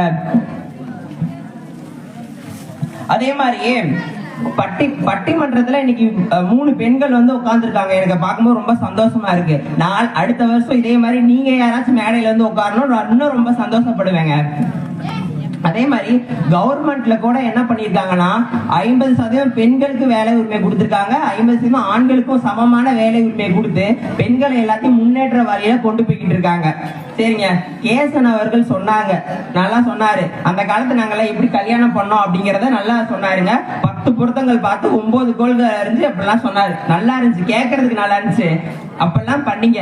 அந்த பொண்ணுக்கு மாப்பிள்ளைய பிடிச்சிருக்கா இல்ல மாப்பிள்ளைக்கு பொண்ணை பிடிச்சிருக்கா அப்படின்னு கேட்டீங்களா? அதெல்லாம் இல்ல. அவர் வந்து தாய்மாமன், அவருக்கு வயசு வந்து 30, அந்த பிள்ளைக்கு இப்பதான் 19 இருக்கும். பிடிச்சி கல்யாணம் பண்ணி வை, நீ எத்தனை பொருத்தம் பார்த்து என்ன, அந்த பொண்ணு நாளைக்கு வாழாது. அப்புறம் அந்த கணவனை பிடிக்காதுங்க. அதுக்கு என்ன பண்ணோம், சரி கல்யாணாலும் புருஷன் புள்ளனாலும் கொண்டாடிட்டு வாழ்ந்துட்டு இருந்தாங்க அந்த காலத்துல. இப்பெல்லாம் வேணாங்கிறேன். ஏன்னா அப்புறம் நீ சாப்பிட்ட எச்சலையில தான் நீ சாப்பிடணுமா, புருஷன் சாப்பிட்டு வச்சு போனா எச்சலையில தான் அந்த பொண்ணு சாப்பிடணுமா. ஏன் அந்த பிள்ளைக்கு பசிக்காதா, ஹஸ்பண்ட் வரும்போது 1 2 பேர் உட்காந்து சாப்பிடணுமா, அந்த பிள்ளைக்கு பச்சை முன்னாடி திங்கிட்டோம். அதனால என்ன இப்படி சொல்லிட்டு இருக்காங்க அந்த காலத்துக்காரங்க எல்லாம். அதே மாதிரிங்க அந்த காலத்துல பிளட் கொடுத்துட்டாவே வந்து கெட்டது, குடும்பத்துக்கு ஆகாதுன்னு சொல்லி பிளட்டே கொடுக்க விடாம பண்ணி வச்சிருந்தாங்க அந்த காலத்துல. பிளட் கொடுத்தா நிறைய நன்மைகள்லாம் இருக்குங்க, அதெல்லாம் தெரிஞ்சுக்குங்க. அதே மாதிரி போட்டோ எடுத்தா குடும்பத்துக்கு ஆகாது, பொண்ணுக்கும் மாப்பிள்ளைக்கும் ஆயுசு குறைஞ்சு போயிடும் அப்படின்னு சொல்லியே போட்டோவே எடுக்கலைங்க. கல்யாணத்துக்கு கூட பாருங்களேன் போட்டோ எடுத்துருக்க மாட்டீங்க. ஆனா இன்னைக்கு நாங்க எப்படி தெரியுமா, எல்லா விஷயங்களையும் போட்டோ எடுத்து சேவ் பண்ணி வச்சு நாளைக்கு அதை பார்த்து சந்தோஷப்பட்டு இருக்கோம். உங்க காலத்து மாதிரி போட்டோ எடுத்தா குத்தம்னு இருந்தோம்னா இன்னைக்கு வேலை ஆயிருக்குமா? அதே மாதிரிங்க 2 வருஷம் வந்து கொரோனால ரொம்ப கஷ்டப்பட்டு போயிட்டோம் நம்மலாம். அப்ப அன்னைக்கு மருத்துவம் சொன்னா, கேசவன் சொன்னாரு பாட்டி வைத்தியம் சிறந்தது இருந்துச்சு. சரி ஒரு காய்ச்சல் வந்துச்சு, சரி பாட்டி வைத்தியம் சிறந்ததா இருந்துச்சு, சந்தோஷங்க. இந்த மாதிரி ஒரு நோய் வந்து வந்துருது. இப்ப இவ்வளவு தூரம் வந்து ஒருத்தருக்கு வந்து இதய மாற்று அறுவை சிகிச்சை பண்றோம், எல்லா டெக்னாலஜியும் வந்து மருத்துவத்துல வளர்ந்துருச்சு. இப்ப கொரோனாக்கு கூட நாங்க தான் தடுப்பூசி கண்டுபிடிச்சு அந்த கொரோனாங்கிற நோயை அழிச்சிட்டோம் நாங்க. இந்த கால மருத்துவத்தினாலதான் அது முடிஞ்சிருக்கு. இதே அந்த கால மருத்துவமா இருந்தா அந்த மாதிரி இருந்திருக்க முடியாது. இதை புரிஞ்சுக்குங்க. அதே மாதிரி சொன்னாங்க, ஹோட்டல்ல எல்லாம் எல்லாமே துரித உணவா சாப்பிட்டு உடம்பு கெட்டு போயிருச்சு, உணவே மருந்தா இருந்தது, மருந்தே உணவா ஆயிருச்சு இப்படிலாம் சொன்னாங்க. எல்லாத்தையுமே நான் ஏத்துக்கொள்றேன். நான் அதெல்லாம் வந்து இல்ல அப்படிலாம் மறுக்கல. காசு நீ கொடுக்குற, ஹோட்டல்ல நீ தேர்ந்தெடுக்கிற. ஓ வயிற்றுக்கு தான் நீ சாப்பிட போற, உடல் ஆரோக்கியத்துக்கு தான் நீ சாப்பிட போற. காசு முக்கியமா நீ தான் கொடுக்க போற. நல்ல உணவு சாப்பிடு, வாங்கி தின்னு. நான் கடை வேணான்ட்டேனா? இதை ஏங்க பேசிட்டு இருக்காங்க? உணவுகள் இப்ப அந்த காலத்துல ஒண்ணும் இல்லைங்க, நிறைய டாஸ்மார்க் இருந்துச்சு, கல்லு கடையில இருந்துச்சு. எல்லாமா குடிச்சோம் இல்லையே, எவனுக்கு தேவைப்படுதோ அவன் போய் குடிச்சியான். அது மாதிரிதான் உனக்கு அந்த நோய் இருக்க சாப்பாடு தான் தேவைன்னா நீ போய் சாப்பிடு, அது ஓ மேல தப்பு. நீ நல்லா இருக்கணும்னா நீ தான் சாப்பிடணும். இதெல்லாம் ஒரு இதா பேசிட்டு இருக்க கூடாது. அதே மாதிரி என் தங்கச்சி சொன்னார், செல்லமணி அவர்கள் ஷாம்பு போட்டு ஏதோ ஆத்துல ஒரு தண்ணியெல்லாம் எடுத்து நாங்க ஷாம்பு போட்டு குளிச்சோம் அப்படின்னாங்க. நல்லா குளிச்சிருப்பாங்க. இப்பயும் போய் குளி, நான் வேணான்னு சொன்னமா, நல்லா குளிமா, தேய்ச்சி குளி. நீ வேலைக்கு போனோம், அந்த ₹1 ஷாம்பு எனக்கு போதுன்னு நீ குளிச்சுட்டு போற, 7 டோப்பா மாட்டிக்கிற. அது போன் தப்பு. நீ ஆத்து தண்ணியை மோந்து குளிச்சா என்ன, எந்த தண்ணியை மோந்து குளிச்சா எங்களுக்கு என்ன? வாழ்க்கைங்கிறது நீ வாழ்றதுலதான் இருக்கு, அடுத்தவங்க சொல்றதுல ஒண்ணுமே கிடையாதுங்க. மொத்தத்துல குளிக்கணும், அவ்வளவுதானே? குளிச்சா நல்லது பக்கத்துல இருக்கவங்களுக்கு. அதே மாதிரிங்க அந்த கூட்டு குடும்ப வாழ்க்கையை பத்தி நான் நிறைய நல்லதை பேசுனீங்க. நல்ல விஷயங்கள் இருந்துச்சு கூட்டு குடும்ப வாழ்க்கையில. ஆனா கெட்ட விஷயம் இருந்துச்சு, அதை நீங்க புரிஞ்சுக்கல. அண்ணன் தம்பி 3 பேர் இருக்கா அப்படின்னா, அண்ணன் வேலைக்கு போயிருப்பாரு, நல்லா சம்பாதிப்பாருங்க. தம்பி வீட்டுல உட்காந்து சாப்பிடுவாரு. அப்புறம் என்ன தெரியுமா பண்ணுவாங்க, மூத்த மருமக ஒரு 10 பவுன் நகை போட்டு வந்திருக்கோம், இளைய மருமக ஒரு 5 பவுன் தான் நகை போட்டு வந்திருக்கோம் அப்படின்னா அந்த பொண்ணு காலத்துக்கு கொடுமை அனுபவிக்கணும். மூத்த மருமகளுக்கு மதிப்பு நிறைய தருவாங்க, இளைய மருமகளுக்கு மதிக்கவே மாட்டாங்க. அப்படிதான் இருந்துச்சு அந்த காலத்துல. மாமியா மருமக சண்டை, மச்சினிச்சி குழந்தைய சண்டை தாங்க அதிகமா இருந்துச்சு. அதனாலதான் நாங்களாம் சொல்றோம், நாங்க ஃபேமிலியா எப்ப குடிக்குவோம்னா அந்த விசேஷ நாட்கள்ல ஒன்னா சேர்ந்து சந்தோஷமா வாழ்ந்துக்கிறோங்க. அப்புறம் நாங்க எங்களுக்கு பிடிச்ச மாதிரி வாழ்ந்துக்கிறோங்க. அதனாலதான் கூட்டு குடும்ப வாழ்க்கை இப்போதைக்கு வேணாம், நம்ம ஃப்ரீயா இருக்கலாம் அப்படின்னு நினைச்சிட்டு இருக்கோம். அவ்வளவுதாங்க அந்த வாழ்க்கை. அப்புறம் அந்த காலத்துல எல்லாம் பொண்ணு பார்த்து வருவாங்க, நல்ல வேலையும் சொல்லியுமா வந்துருவாங்க பொண்ணு பாக்குறதுக்கு. மிச்சம் திங்கிறதுக்கு 2 கோஷ்டி வரும். எல்லாம் சேர போட்டு உட்காந்துக்குவாங்க பொண்ணு வீட்டு மத்தியில. உட்காந்து என்ன சொல்லுவாங்க, நல்ல பவுடர் அப்பி அந்த பொண்ணை கூட்டிட்டு வருவாங்க. விற்காத பொருள்ல இப்பதான் விற்க முடியும், அதனால அந்த பொண்ணுக்கு நல்லா பப்பு நாட்ட பவுடர் அடிச்சு கூட்டிட்டு வந்திருப்பாங்க. என்ன தெரியுமா பண்ணுவாங்க, இதுதான் பொண்ணா, பொண்ணு பாடுமாப்பா, பாடுமா, சரி பாடுமா, சரி ஆடுமா அப்படி கேட்பாங்க. கேட்டு முடிச்சுட்டு என்ன தெரியுமா பண்ணுவாங்க, பொண்ணை வர சொல்லுங்க அப்படின்னு சொல்ல மாட்டாங்க, பொண்ணோட அம்மாவை வர சொல்லுங்க. ஏன்னா பொண்ணோட அம்மாவை பார்த்ததுக்கு அப்புறம் தான் அந்த பொண்ணு எப்படிங்கிறத முடிவு பண்ணுவாங்க, என்னமோ தெரியல அப்படி சொல்லுவாங்க. அதுக்கப்புறம் இப்ப எனக்கு தோணுச்சு, எதுக்கு ஆட சொல்லியிருப்பாங்க, நாளைக்கு போய் அந்த பொண்ணு ரெக்கார்ட் டான்ஸ்ல கண்டு ஆட போதும் அப்படின்னு. அப்படி இல்லை அப்படின்னா நாளைக்கு நல்லா பாடணுமே, சன்சிங்கிறது அந்த பிள்ளை பாட போகுது, அவனுக்கு பொண்டாட்டியா இருக்க போறது இல்லை. அப்புறம் நடுவர் அவர்கள் சொல்லுவாங்கன்னு நினைக்கிறேன். நடுவர் இதுக்கு காரணம் இருக்கும்ல, அதை சொல்லுங்க நடுவர் அவர்களே. சொல்லுங்க கௌதம். அவன் சொல்லிட்டா, அந்த காலத்துக்காரங்கள கேட்டதுக்கு என்ன தெரியுமா சொன்னாங்க, பொண்ணுக்கு கால் ஊனமா இருந்தா என்ன பண்றது, வாய் பேச முடியாத இருந்தா என்ன பண்றது, அதனாலதான் இந்த டெஸ்ட் எல்லாம் பண்ணணும் அப்படின்னு சொல்லுவாங்க. அந்த பொண்ணு நடந்து வரும்போதே எல்லாத்தையும் பார்த்துருப்பாங்க. ஆனா நம்ம ஆளுங்க வேணும்னே அந்த கொட்டப்பாக்கு கதையாட்டம் போட்டு விடுவாங்க அந்த கதையை ஒண்ணு. அது மாதிரி இருந்துச்சுங்க. அதே மாதிரி ஏரி குளம்லாம் வத்தி போச்சு, தொழில்நுட்பம் எல்லாம் வளர்ந்துருச்சு. நாங்க ஒத்துக்கிறோமே, நாங்க இல்லைன்னு சொல்ல. ஏன் வளர்ந்துச்சு, ஏன் மக்கள் தொகை அதிகமாச்சு, அது காரணம் என்ன? அந்த காலத்தோட பெரிய சாதனை என்ன தெரியுமா? நிறைய சாதனை இருந்துச்சு, நான் குறை சொல்றேன்னு நினைக்காதீங்க. பெரிய சாதனை ஒண்ணு இருந்துச்சு. 16 குழந்தை 13 குழந்தை பெற்றுருவாங்க, நல்லா சந்தோஷமா வாழ்ந்தாங்க, அது பிரச்சனை இல்லை. அப்ப நல்லா இருந்தாங்க. இப்பதான் நாங்க மாட்டிட்டு முடிக்கிறதுனால 16 குழந்தை பெத்து போட்டாருங்க. அந்த 16 எப்படி பிறகும் 36 பெருகி இருக்கும். அது மாதிரி நீங்க கன்வெர்ட் பண்ணிக்கங்க. இன்னைக்கு வதன்னு ஆயிடுச்சு, என்ன பண்றது? விவசாயம் பண்ணோம் எல்லாம் சரி ஓகே, இப்பயும் பண்றாங்க நிறைய பேர். விவசாயம் படிச்ச இளைஞர்கள் எல்லாம் பண்றாங்க. இப்ப வேலைக்கு என்ன பண்ணுவோம், நிறைய தொழிற்சாலைகள் அமைச்சாதான் வேலை கொடுக்க முடியும். அதுக்காக தான் வேலையெல்லாம் ஏற்படுத்தி கொடுத்துட்டு இருக்காங்க. நல்ல ஏரியா பார்த்து வீடு சொன்னாங்க, வேலை மறந்துட்டேன் நானு. ஏரியை பார்த்து வீடு கட்ட சொன்னாங்க. சொன்னாங்க செல்லமணி அவர்கள் சொன்னாங்க, அருமையா சொன்னாங்க. ஏன் நாங்க ஏரியை பார்த்து வீடு கட்டணும், இருக்கிறதுக்கு இடம் இல்லைங்க. பூரா மண்ணை கொட்டி தான் நான் வீட்டை கட்டி ஆகணும். என்ன அந்த காலத்துக்காரங்க பண்ணி வச்சது அப்படி. இப்ப நாங்க எப்படி, நாம் இருவர், நமக்கு ஒருவர் தான் நாங்களா இருக்கோம். நீங்க போட்டனால தாங்க நாங்க இப்படி இருக்கோம். 16 குழந்தை எல்லாம் தேவையாங்க. அத்தனை குழந்தை பெத்து போட்டா இங்க பாப்புலேஷன் அதிகமாயிருச்சு, தொழிற்சாலை எல்லாம் பெருகிடுச்சு, எல்லா இயற்கையும் அழிஞ்சு போச்சு. அதுக்கு காரணம் நீங்க, நாங்க இல்ல. அதை புரிஞ்சுக்கங்க. இயற்கையை பத்தி அருமையா பேசின செல்லமணி அவர்கள் முதல்ல புரிஞ்சுக்கணும்.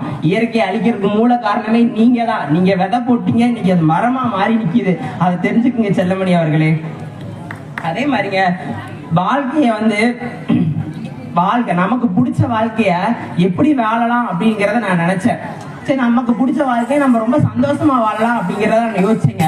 அதுக்கு ஒரு அடிக்கட்டை போடுற மாதிரி ஒண்ணு சொல்லுவாங்க. அந்த 4 பேர் பேசாத மாதிரி வாழணும் தம்பி அப்படின்னு சொல்லுவாங்க. அந்த 4 பேர் பேசுற மாதிரி வாழணுமா? யார் அந்த 4 பேர் அப்படிங்கறத நானும் தேடி தேடி ரொம்ப கஷ்டப்பட்டேங்க. கடைசியில கண்டுபிடிச்சிட்டேன். அக்கம் பக்கம், சொந்த பந்தம், அந்த வேலை இல்லாம மரத்துக்கள்ல உட்காந்துருக்க வெட்டி பசங்க, அவங்க மட்டும்தாங்க அந்த 4 பேரு 4 விதமா பேசுவாங்க. அது மாதிரி பல்லு போனாலும் சொல்லு போல அப்படின்னு அந்த வயசானவங்கள வாழ்ந்துட்டு இருப்பாங்க. அவங்கதான் அந்த 4 பேரு 4 விதமா பேசுவாங்க. தம்பி எந்திரிச்சிட்டியா அப்படின்னு ஒருத்தர் கேட்கறான்னு வச்சுக்கோ, இப்பதான் அவன் அங்க போனான்னு ஒருத்தர் சொல்லுவான், இப்பதான் எங்களை தூங்குனான்னு ஒருத்தர். அந்த மாதிரி 4 பேர் 4 விதமா பேசுவாங்க. அதெல்லாம் இல்லைங்க. இப்ப நாங்க எங்க வாழ்க்கையை எப்படி தெரியுமா வாழ்றோம்? ஒவ்வொரு நாளும் ஒவ்வொரு நொடியும் நாங்களாம் செதுக்கிக்கிட்டு வாழ்றோம் எங்க வாழ்க்கைய. இந்த வாழ்க்கை தான் எங்களுக்கு சந்தோஷம் தருது.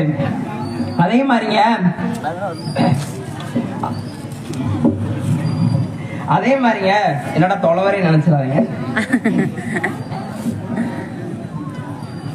அதே மாதிரிங்க நீங்களாம் அந்த காலத்துல பொண்டாட்டி எப்படி கரெக்ட் பண்ணீங்க தெரியுமா?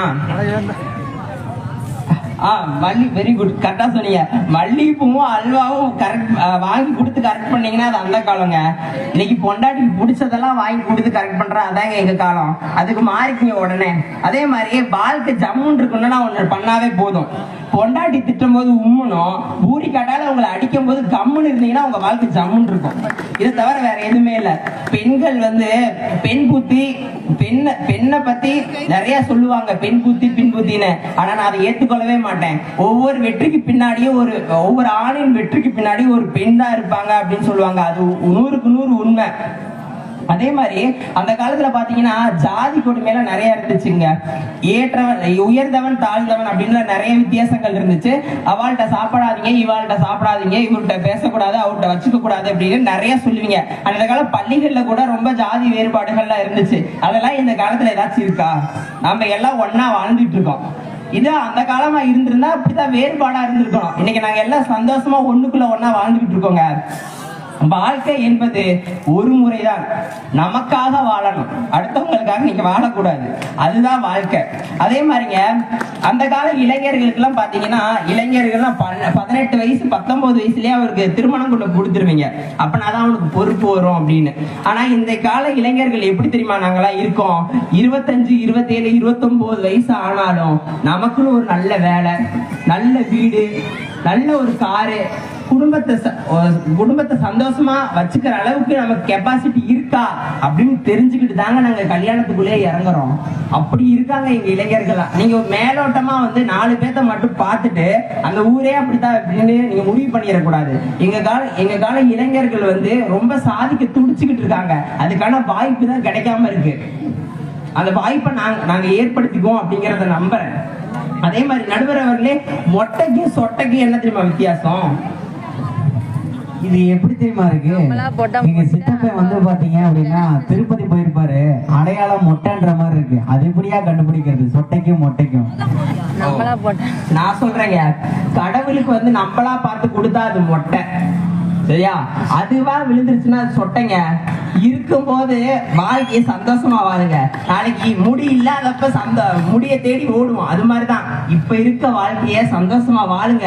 அப்புறம் பார்த்துக்கலாம் அந்த கால வாழ்க்கையெல்லாம். இப்ப இருக்க வாழ்க்கைய சந்தோஷமா வாழுங்க அப்படின்னு என்று சொல்லி, நேற்று என்பது உடைந்த பானை, நாளை என்பது மதில் மேல் இருக்க பூனை, இன்று மட்டுமே கையில இருக்க வீணை. அத இன்னைக்கு இருக்க வீணைய நீங்க பத்திரமா புடிச்சுக்குங்க. அதுக்கப்புறம் பேசலாம் அந்த காலம் இந்த காலம்னு. இந்த கால வாழ்க்கைய நீ உனக்கு பிடிச்ச மாதிரி வாழு, சந்தோஷத்தோட வாழு என்று சொல்லி நடுவரோட தீர்ப்பு எங்க பக்கம் தான் இருக்கும், இல்லைன்னா கோயம்புத்தூர் பஸ் ஏற விட மாட்டோம். அப்புறம் எங்க பக்கம் தான் என்று சொல்லி நல்லதொரு வாய்ப்பை பயன்படுத்திக்கிட்டேன் அப்படிங்கறத நம்புறேன். நன்றி, வணக்கம். ரொம்ப அருமையா கௌதம் பேசினாரு. நிறைய பேர் வந்து பாத்தீங்கன்னா எப்படா முடியும் அப்படின்ற மாதிரி ஒரு ஆரம்பத்திலேயே பேசிட்டு இருப்பீங்க. அதுக்கான ஒரு தருணம் தான் இது. ரொம்ப ஒரு இக்கட்டான ஒரு தருணம் தான் நடுவருக்கு எப்பயுமே. இவங்க இந்த சைடு வந்து பாத்தீங்க அப்படின்னா அந்த காலத்துல என்னென்ன சந்தோஷம் அடைஞ்சாங்களோ அதெல்லாம் வந்து பாத்தீங்கன்னா பேசிட்டாங்க. பதிலுக்கு இவங்களும் வந்து பாத்தீங்கன்னா நிறைய பேசிட்டாங்க. கௌதம் பேசும்போது கடைசியா சொன்னாரு, இந்த பொண்டாட்டிக்கு வந்து அந்த காலத்துல மேக்கப் போடுறதெல்லாம் சொன்னார். அவங்க அந்த காலத்துல கல்யாணம் நடக்கும் போது சிம்பிளா என்ன பண்ணுவாங்க அப்படின்னா ஒரு லைட்டா ஒரு பொட்டை வச்சுதான் பண்ணுவாங்க. ஆனா இந்த காலத்துல மேக்கப் போறனா ஒரு நேச்சுரல் சலூன் எங்கேயாவது கூட்டி போயிடுவான். பாவம் அந்த பொண்ணு மூஞ்சிக்கு பெயிண்ட் அடிச்சு ஏதாவது ஒண்ண போட்டு நாளைக்கு காலைல ஃபர்ஸ்ட் டைம் முடிஞ்சு புருஷங்கரை பார்க்கும்போது பேன் ஒரு சவுண்ட் விடுவான்.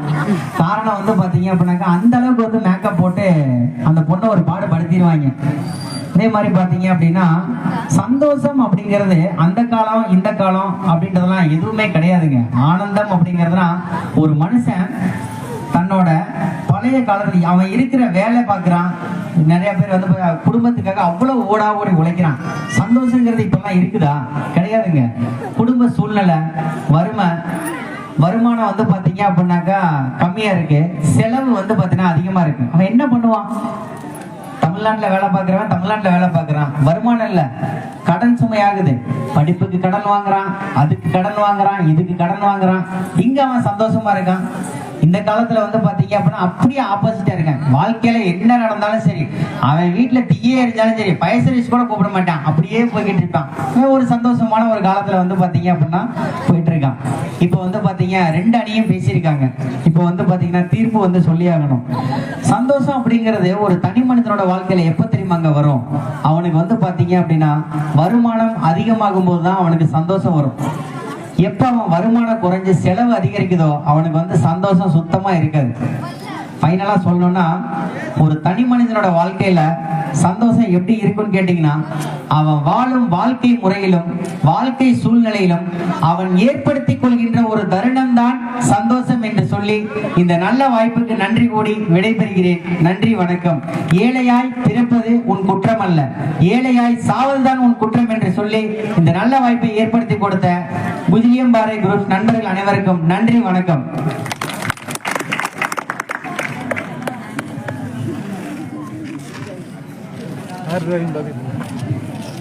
ஒரே ஒரு ஜீவன் யாருன்னு தெரியல, தேனு தான்.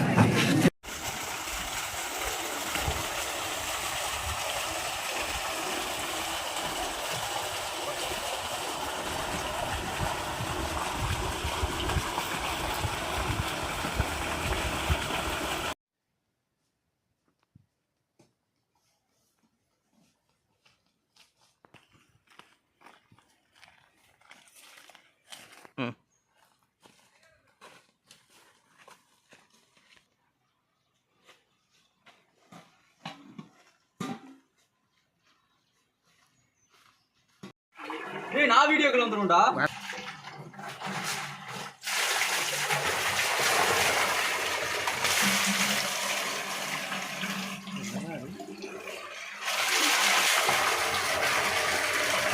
குளிக்க போறான். அப்போ அவன் கையை பார்ப்பவள் குழந்தை, அப்பா நமக்காக என்ன வாங்கிட்டு வந்திருக்காருன்னு. அந்த சோப்பு அந்த காசு வைக்கிற பைய பார்ப்பவள் மனைவி, தான் வாழ்க்கையை அடுத்து என்ன இது வாங்கணும் அப்படின்னு. ஆனால் தான் தாய் மட்டும் வயிற்றை பார்ப்பவள். ஏன்னா தன் ரத்தத்தை கூட பாலாக்கி தந்தவள் தான் தாய். ஆனா இந்த காலத்துல தாயை யாராவது மதிக்கிறாங்களா? கொண்டு போய் அனாத ஆசிரமத்துல கொண்டு போய் சேர்த்து விடுறாங்க. இந்த காலம் தான் அவங்களுக்கு சந்தோஷம் தரதான் எனக்கு தெரியல. இறுதியாக ஒன்று சொல்லிக்கொள்ள விரும்புகிறேன். ஜிஜி நண்பர்களுக்கும் ஊர் பொதுமக்களுக்கும் வாய்ப்பளித்ததற்கு நன்றி கூறி விடைபெறுகிறேன். நன்றி, வணக்கம். ரொம்ப அருமையா பேசியிருக்காங்க செல்லமணி. அவங்க அந்த பசங்கள்லாம் வந்து பாத்தீங்கன்னா அந்த பப்ஜி விளையாடுவான். அந்த செல்போன் ஒண்ணு கையில இருந்தா போதும், அவனுக்கு வந்து பாத்தீங்க அப்படின்னாக்கா உலகமே வந்து பாத்தீங்கன்னாக்கா நம்ம கைக்குள்ளதான் அப்படின்ற மாதிரி நினைச்சிட்டு இருப்பாங்க. வீட்டுக்கு அவனுக்கு சோறு சாப்பிடணுமா வேண்டாமோ, அம்மா அப்பா இருக்காங்களோ இல்லையோ, ஆனா அவன் அந்த பப்ஜி விளையாண்டான் அப்படின்னாக்கா அவனையே மெய் மறந்துடுறான். சொன்னாங்க அந்த காலத்துல வந்து பாத்தீங்க அப்படின்னா சுகப்பிரசவம் தான் நடந்தது, இந்த காலத்துல வந்து பாத்தீங்க அப்படின்னாக்கா சிசேரியன் தான் நடக்குது. நிதர்சனமான உண்மைதாங்க. கிட்டத்தட்ட 80-90களில் நடந்த மாதிரி இன்னைக்கு சுகப்பிரசவம் எந்த ஹாஸ்பிட்டல்லையுமே நடக்கிறது இல்லை. ஆனா தெரியும் இங்க வந்து பாத்தீங்க அப்படின்னா சுகப்பிரசவம் நடக்குன்னு தெரியும், ஆனா சிசேரியன் தான். காரணம் பணம். அந்த மாதிரி நிறைய பண்றாங்க. அதுக்கப்புறம் இந்த மரத்தெல்லாம் வெட்டுறதை பத்தி சொன்னாங்க. ஆமாங்க, இப்ப எங்க பார்த்தாலும் வந்து பாத்தீங்கன்னா ஆக்சிஜன் வந்து பாத்தீங்கன்னா ரொம்ப கம்மி. நம்மளாம் இந்த 2020 லாக்டவுன்ல வந்து பாத்தீங்கன்னா ஆக்சிஜனை தேடி தேடி அலைஞ்சிருப்போம். மூக்குல டியூப் வச்சு ஆக்சிஜனை வந்து தேடி தேடி நம்ம அலைஞ்சோம். மரத்தை வெட்டாம இருந்திருந்தா ஆக்சிஜன் வந்து பாத்தீங்கன்னா நமக்கு கிடைச்சிருந்திருக்கும். சொன்னாங்க அது மாதிரி வெளியில மலையில போய் பையன் நினைச்சிட்டு வந்துட்டாங்கன்னா அம்மா முந்தானையில எடுத்து வந்து தோட்டி விடுவாங்க அப்படின்னு சொன்னாங்க. ஆனா இந்த காலத்துல வந்து பாத்தீங்கன்னா மூதேவி அப்பயே சொன்னால வெளியில போகாதுன்னு ஏன் போனேன், இந்த மாதிரிதான் இருக்காங்க. இப்ப செல்லமணி பேசியிருக்காங்க, இதுக்கு வந்து பாத்தீங்க அப்படின்னா பதில் கொடுக்கணும். வாங்க அனிதா, பிகாம் சிஏ.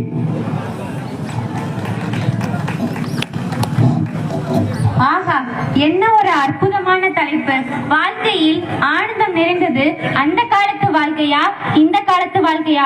ஆனால் நான் சத்தியமிட்டு சொல்கிறேன் நடுவரையா, வாழ்க்கையில் ஆனந்தம் நிறைந்தது இந்த காலத்து வாழ்க்கைதான். முத்து விளைகின்ற 3 கடல் சூழ்ந்து நிற்கும் தென்னகத்தில் அன்றும் இன்றும் என்றும் இளமை மாறாத முத்தமிழே, முதற்தமிழே, பைந்தமிழே, இசைத்தமிழே, சொற்றமிழே, நற்றமிழே, நாடகத்தமிழே, நாட்டிய தமிழே. தாயே என் உயிர் தமிழே. உலக வரலாற்றினை விட என் தமிழ் மொழியின் வரலாறு அதிகம். நடுவரையா, ஒரு குட்டியா ஒரு டயலாக் சொல்றேன், கேட்டுக்குங்க. மாசா கெத்தா ஸ்டைலா ஒரு டயலாக். தனுஷ் நடிச்ச படம் குட்டி. எங்க நடுவர் ஐயா தான் செல்ல குட்டி. பட்டிமன்றனாலே கை தட்டுவாங்க குஜராமர சிட்டி. நடுவரையா, உங்க காலத்துல எல்லாம் நீங்க எங்கேயாச்சும் போகணும்னா என்ன பண்ணுவீங்க? அம்மா கிட்ட கேப்பீங்க, அப்பா கிட்ட கேப்பீங்க. அது மட்டுமாங்க கேப்பீங்க? அப்பாவோட தம்பி இருப்பாரு இல்ல அண்ணன் இருப்பாரு, அவங்க கிட்ட கேப்பீங்க. அது மட்டுமா? ஐயோ, அண்ணன் இருப்பாங்க, அண்ணி இருப்பாங்க, இவங்க எல்லாத்துக்கிட்டையும் கேட்டீங்கன்னா கிழிஞ்சது கிருஷ்ணகிரி. நாளைக்கு நீங்க அங்க போயிட்டு வரதுக்குள்ள எல்லாத்தையும் மூட்டை முடிச்சு எல்லாம் கட்டிட்டு எல்லாம் வீட்டுக்கு வந்துருவாங்க. அதுதான் சொல்றாங்க, வெளியே வந்தா சந்தோஷம், வீட்டுக்குள்ள சந்தேகம், எங்க பாடு பெரும்பாடு. உங்க பாடெல்லாம் பெரும்பாடாதாங்க இருந்துச்சு அது அன்றைய காலத்துல. ஆனா இன்னைக்குலாம் நாங்க எப்படி இருக்கோம் தெரியுமா? இரு காலின் இடையிலே உரசு பூனையாய் வாழ்க்கை போது மடடா, எதிர்காலம் யாவுமே தீண்ட தூண்டு மடடா. நானே நானா இருந்தேன், நானே நானா இருப்பேன், நானே நானா இருக்கேன். இதுதான் நடுவரையா நாங்க இன்னைக்கு வரைக்கும் நாங்களா தான் இருக்கோம். ஒண்ணு இல்ல, எத்தனையோ சொந்தக்காரங்களா வருவாங்க. ஏமா உங்க அம்மா கிட்ட சொன்னியா, உங்க அப்பா கிட்ட சொன்னியா, ஏதாச்சும் ஒண்ணு நெகட்டிவ் நம்ம நொய்யி இருப்பாங்க. அந்த நெகட்டிவ் பாயிண்ட் எல்லாம் நாங்க டோர் கேன் பண்ணிட்டு எங்களுக்கான பாசிட்டிவ் பாயிண்ட் மட்டும் எடுத்துட்டு நாங்க போய்கிட்டே இருப்போங்க. ஒரே ஒரு சிந்தனையில நான் சொல்றேங்க, வந்ததும் மறைவதற்கு நாங்க அந்த வானவெளியில, அந்த வானம் முதல் நீ முடிவும் நீ, கடல் நீ கரையும் நீ, கதையும் நீ, கதை நாயகியும் நீ. இதுதாங்க நாங்க. முதலும் நாங்க தான், முடிவும் நாங்க தான், கடலும் நாங்க தான், கதை நாயகியும் நாங்க தாங்க. எப்பொழுதுமே நாங்க நாங்களா தாங்க இருக்கோம் இன்னைக்கு. சரி, அப்புறம் நட்புங்கிற உறவை நீங்க எல்லாம் கேள்விப்பட்டிருக்கீங்க. ஆமா தானே நடுவரையா? ஆமா, நட்பு. எத்தனை உறவுகள் இருந்தாலும் எத்தனையோ இருக்கட்டுங்க. சித்தப்பா, சித்தி, அத்தை, மாமா, பெரியம்மா, பெரியப்பா, எத்தனையோ உறவுகள் இருக்கட்டுங்க. ஆனா நட்புங்கிற ஒரு உறவு இருக்கே நடுவரையா, அது ஒரு அற்புதமான உறவு. அதுக்குதான் சொல்றாங்க, சந்தானமே ஒரு இதுல சொல்லிருப்பாரு, நண்பன்ல ஏதுமா நல்ல நண்பன், கெட்ட நண்பனாலே நல்லவன். யோசிச்சு பாருங்க. இப்ப ஒரு 2 நண்பன் போயிட்டு இருக்காங்க பைக்ல போகும்போது திடீர்னு ஒரு ஆக்சிடென்ட் ஆயிடுச்சு. அவங்க 2 பேருக்கு ஒரு நண்பன் இருப்பாங்க. ஒரு சொந்தக்காரங்களுடைய அத்தை மாமா கிட்டே நீங்க கால் பண்ணி பாருங்களேன், அடுத்த நிமிஷமே நாட் ரீச்சபிளுங்க. ஆனா நடுராத்திரினால நான் இருக்கேன்னு சொல்லி வரா பாருங்க, அவன் தாங்க உண்மையான நண்பன். நம்ம அம்மா அப்பாவோ ஏதோ ஒரு கடனை உடனே வாங்கி சின்னதா ஒரு ஃபங்க்ஷன் மாதிரி நடத்துவாங்க. நடு வீட்டுக்குள்ள உட்காந்து நட்டு கண்ட மாதிரி, அது சரியில்லை, இது சரியில்லை, இது தப்பா இருக்கு, அது தப்பா இருக்கு. என்னங்க இது? நட்புக்கும் உறவுக்கும் 2 வித்தியாசம் தாங்க. நட்பு என்பது உணர்வுகளால் கலந்தது, உறவு என்பது ரத்தத்தினால் கலந்ததுங்க. நம்ம அம்மா அப்பா கிட்ட சொல்லாதது கூட நம்ம நண்பன் கிட்ட சொல்லி ஷேர் பண்ணிக்கிறோம். இதுதாங்க இன்றைய காலத்துல எங்களுக்கு ஆனந்தம் தருது. சும்மா வந்துகிட்டு அந்த காலம் அந்த காலத்துல அப்படி என்னதாங்க நீங்க சந்தோஷத்தை அனுபவிச்சீங்க? மணி ஆல்வேஸ் அல்டிமேட்னு சொல்லி சொல்லுவாங்க. அது உங்களுக்கும் தெரியும். உனக்கும் வேணும் எனக்கும் வேணும் கட்டு கட்டா காசு வேணும் அப்படின்னு சொல்லி சொல்லுவாங்க. உங்களுக்கும் வேணும் எனக்கும் வேணும் நடுவரையாவுக்கும் வேணும் அவங்களுக்கும் வேணும். ஏன் இங்க உட்கார்ந்துருக்க ஆடியன்ஸ் எல்லாத்துக்குமே வேணுங்க. ஒண்ணு இல்லைங்க, ஒரு விவசாயி குடும்பம், சின்ன குடும்பம். அவங்க என்ன பண்றாங்க, விவசாயில சிறுக சிறுகதான் சேமிப்பாங்க. அது அரை வயிறு கழுவுவே அவங்களுக்கு சரியா போயிடுது. திடீர்னு அந்த விவசாயி பொண்ணை வந்துட்டு பொண்ணு பார்க்க வந்துடுறாங்க. அவர்கிட்ட அவளுக்கா வருமானம் இருக்காது, வசதி இருக்காதுங்க. ஆனா மாப்பிள்ளை சைடு என்ன பண்ணுவாங்க, வரதட்சணை கேட்பாங்க. அதனால அந்த கல்யாணம் நின்று போச்சு.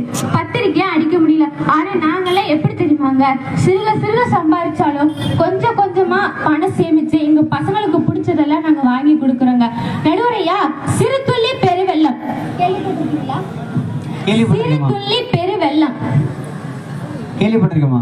நாங்களே எப்படி தெரியுமாங்க பணம் சேமிச்சோம், பேங்க்ல சேஃப்டி அண்ட் செக்யூரா சேமிச்சோங்க. ஆனா அவங்க காலத்துல எல்லாம் எப்படி தெரியும் பணம் சேமிப்பாங்க, ஏதோ ஒரு பழைய பிளாஸ்டிக் உண்டியல், கிழிஞ்ச மண்பானை உண்டியல், வசதியானவங்கள்ட்ட கொடுத்துதாங்க அந்த காலத்துல எல்லாம் பணம் சேமிச்சாங்க. வசதியானவங்க கொடுக்கறவங்க ஏழையா இருந்தா அந்த அதான் விஜய் ஒரு டைலாக் சொல்லுவார், அடிச்சு விட்டான் வெள்ளி கொடுத்த அடிச்சு விட்டான். அந்த மாதிரி அவன் கொடுக்கறவனே அந்த பணத்தை அடிச்சுட்டு போயிடான். இதுதான் இவங்களுக்கு வந்து ஆனந்தம் தருதா? ஒண்ணு இல்லைங்க, நாங்க வந்து கொஞ்சமா தான் சம்பாதிக்கிறோம். பேங்க்ல வந்து இப்ப நாங்க ஒரு 10,000 நாங்க டெபாசிட் பண்றோம்னு வச்சுக்கோங்க. ஒரு 1 year 2 year அக்ரிமெண்ட் போட்டு டெபாசிட் வச்சுப்போம். ஆனா அது எங்களுக்கு திரும்பி வரும்போது அடுத்த வருஷத்துல எங்களுக்கு வந்துட்டு ஜிஎஸ்டி இன்ட்ரெஸ்டோட வருதுங்க. இதுதாங்க எங்களுக்கு இன்றைய காலத்துல ஆனந்தம் தருது. ஒண்ணு இல்லைங்க நடுவரையா, வாழ்க்கை எனக்கு ரொம்ப கஷ்டமா போயிட்டு நடுவரையா. அப்படி என்னமா சோகம் வாழ்க்கையில? வரும்போது என் மாமி என்ன வீட்டுல திட்டுனாங்க. அத போடுறா இத போடுறா அது பண்றா இது பண்றா, என்னத்தான் பண்ணுவாளா தெரியல, கிளம்பிக்கிட்டே இருக்கா. என் கண்ணெல்லாம் கலந்துச்சு. பட் நான் அழுகல. ஏன்? என் மேக்கப் கலந்துச்சு நடுவரையா. அப்படியெல்லாம் ஆரம்பிக்கிறாங்க. ஒண்ணு இல்லைங்க, கணவன் மனைவி நாங்க 2 பேரும் இருக்குங்க. நான் ஒரு மணி நேரத்துக்கு வேலைக்கு போயிடுவேங்க, அவரு 1 மணி நேரத்துக்கு அப்புறம் வருவாரு. அதே மாதிரி நான் முன்னாடி வந்தேன், அவர் பின்னாடி வந்தோடனே என்கிட்ட ஒரு கேள்வி கேட்பாரு பாருங்க. அந்த கேள்வி கேட்டோடனே நான் அப்படியே ஷாக் ஆயிட்டு நடுவரையா, எம்மா சாப்பாடு ரெடியாமா அப்படின்னு கேட்டாரு. எனக்கு அப்புல இருந்து டவுன் வரைக்கும் கோபம், சரியான கோபங்க நடுவரையா. நான் என்ன பதில் சொல்லிருப்பேன் நீங்க நினைக்கிறீங்க? சீரியல் பார்த்துட்டு இருப்பீங்க, முக்கியமான காட்சி போயிடும். அதுவும் ஒரு வழியில இருந்துச்சுதான். நான் என்ன தெரியுமா சொன்னேன், அட என்ன சொல்வேனங்கோ, வடுமாங்கா ஊரெதுங்கோ, வடுமாங்கா ஊரட்டுங்கோ, தைசாத்தோ ரெடி பண்ணுங்கோ. இதுதான் நடுவரையா. நாங்க எங்களுக்குலாம் நேரம் இருந்தா கிச்சன்ல புக் பண்ணுவோம், இல்லைன்னா ஆன்லைன்ல புக் பண்ணிட்டு அடுத்த வேலையை பார்த்துட்டு போய்கிட்டே இருப்போங்க. எப்ப நாங்க வேற அடுப்பு பத்த வச்சு விறகு வச்சு எண்ணெய் ஊத்தி கடுகு போட்டு இந்த தக்காளி சட்னி அரைச்ச மாதிரி அரைக்கிற மாதிரி தக்காளி சட்னி தேங்காய் சட்னி, ஐயோ மண்டையெல்லாம் பைத்தியமே பிடிச்சது நடுவரை. கொஞ்ச நாளைக்கு அப்புறம் வாட்டர் டேங்க் மாதிரி ஆயிருவீங்கம்மா. பாவம் கஷ்டப்படுறது புருஷன் தான். அதெல்லாம் ஒண்ணும் கிடையாது நடுவரையா. நடுவரையா, எங்க காலத்து இளம் பெண்கள்லாம் என்ன விரும்புறாங்க தெரியுமா? என்ன விரும்புறாங்க? கணவன் எப்படி வரணும்னு விரும்புறாங்க தெரியுமா இன்றைய காலத்து பெண்கள் எல்லாம்? அதாவது அதிகாலையில சன் ரைஸ் ஆகிறதுக்கு முன்னாடி, அதிகாலையில சூரியன் உதிக்கிறதுக்கு முன்னாடி யாரு பொண்டாட்டிக்கு புரு காப்பி போட்டு வந்து குடுக்கிறாரா அவன் தான் நடுவரையா புருஷன் அப்படின்னு சொல்லி இந்த காலத்து இளம் பெண்களை விரும்பிட்டு இருக்காங்க நடுவரையா. நடுவரையா, கண்ணகி ஏன் மதுரை எரிச்சாங்க தெரியுமா? ஆமாம்மா, ஏதோ கேள்விப்பட்டிருக்கேன். கணவன் வந்து பாத்தீங்க அப்படின்னா ஏதோ அந்த நாட்டு மன்னர் வந்து ஏதோ தப்பா பேசிட்டே இருந்ததுக்காக எரிச்சிட்டாங்கன்னு நினைக்கிறேன். அதுதான் உண்மைன்னு நினைக்கிறேன். நீங்க சொன்ன பாயிண்ட் கரெக்ட் தான். ஆனா கண்ணகி ஏன் தெரியுமா மதுரை எரிச்சாங்க? அங்க ஃபயர் சர்வீஸ் இல்லங்க, அதனாலதான் கண்ணகி மதுரை எரிச்சாங்க. ஒண்ணு இல்ல, இன்னும் ஒரு வாரத்திலே இல்ல 2 வாரத்துல தீபாவளி பண்டிகை வருதுன்னு வச்சுக்கோங்க. என்ன பண்ணுவாங்க, அன்றைய காலத்துல ஒரு ஓலை வீடு குடிசை வீடு இப்படிதாங்க இருக்கும். ஆட்டுக்கொட்டம் மாட்டு கொட்டத்துல ஃபுல்லா வைக்கோல கட்டுக்கட்டா அடுக்கி வச்சிருப்பாங்க. திடீர்னு தீ புடிச்சுக்கிச்சு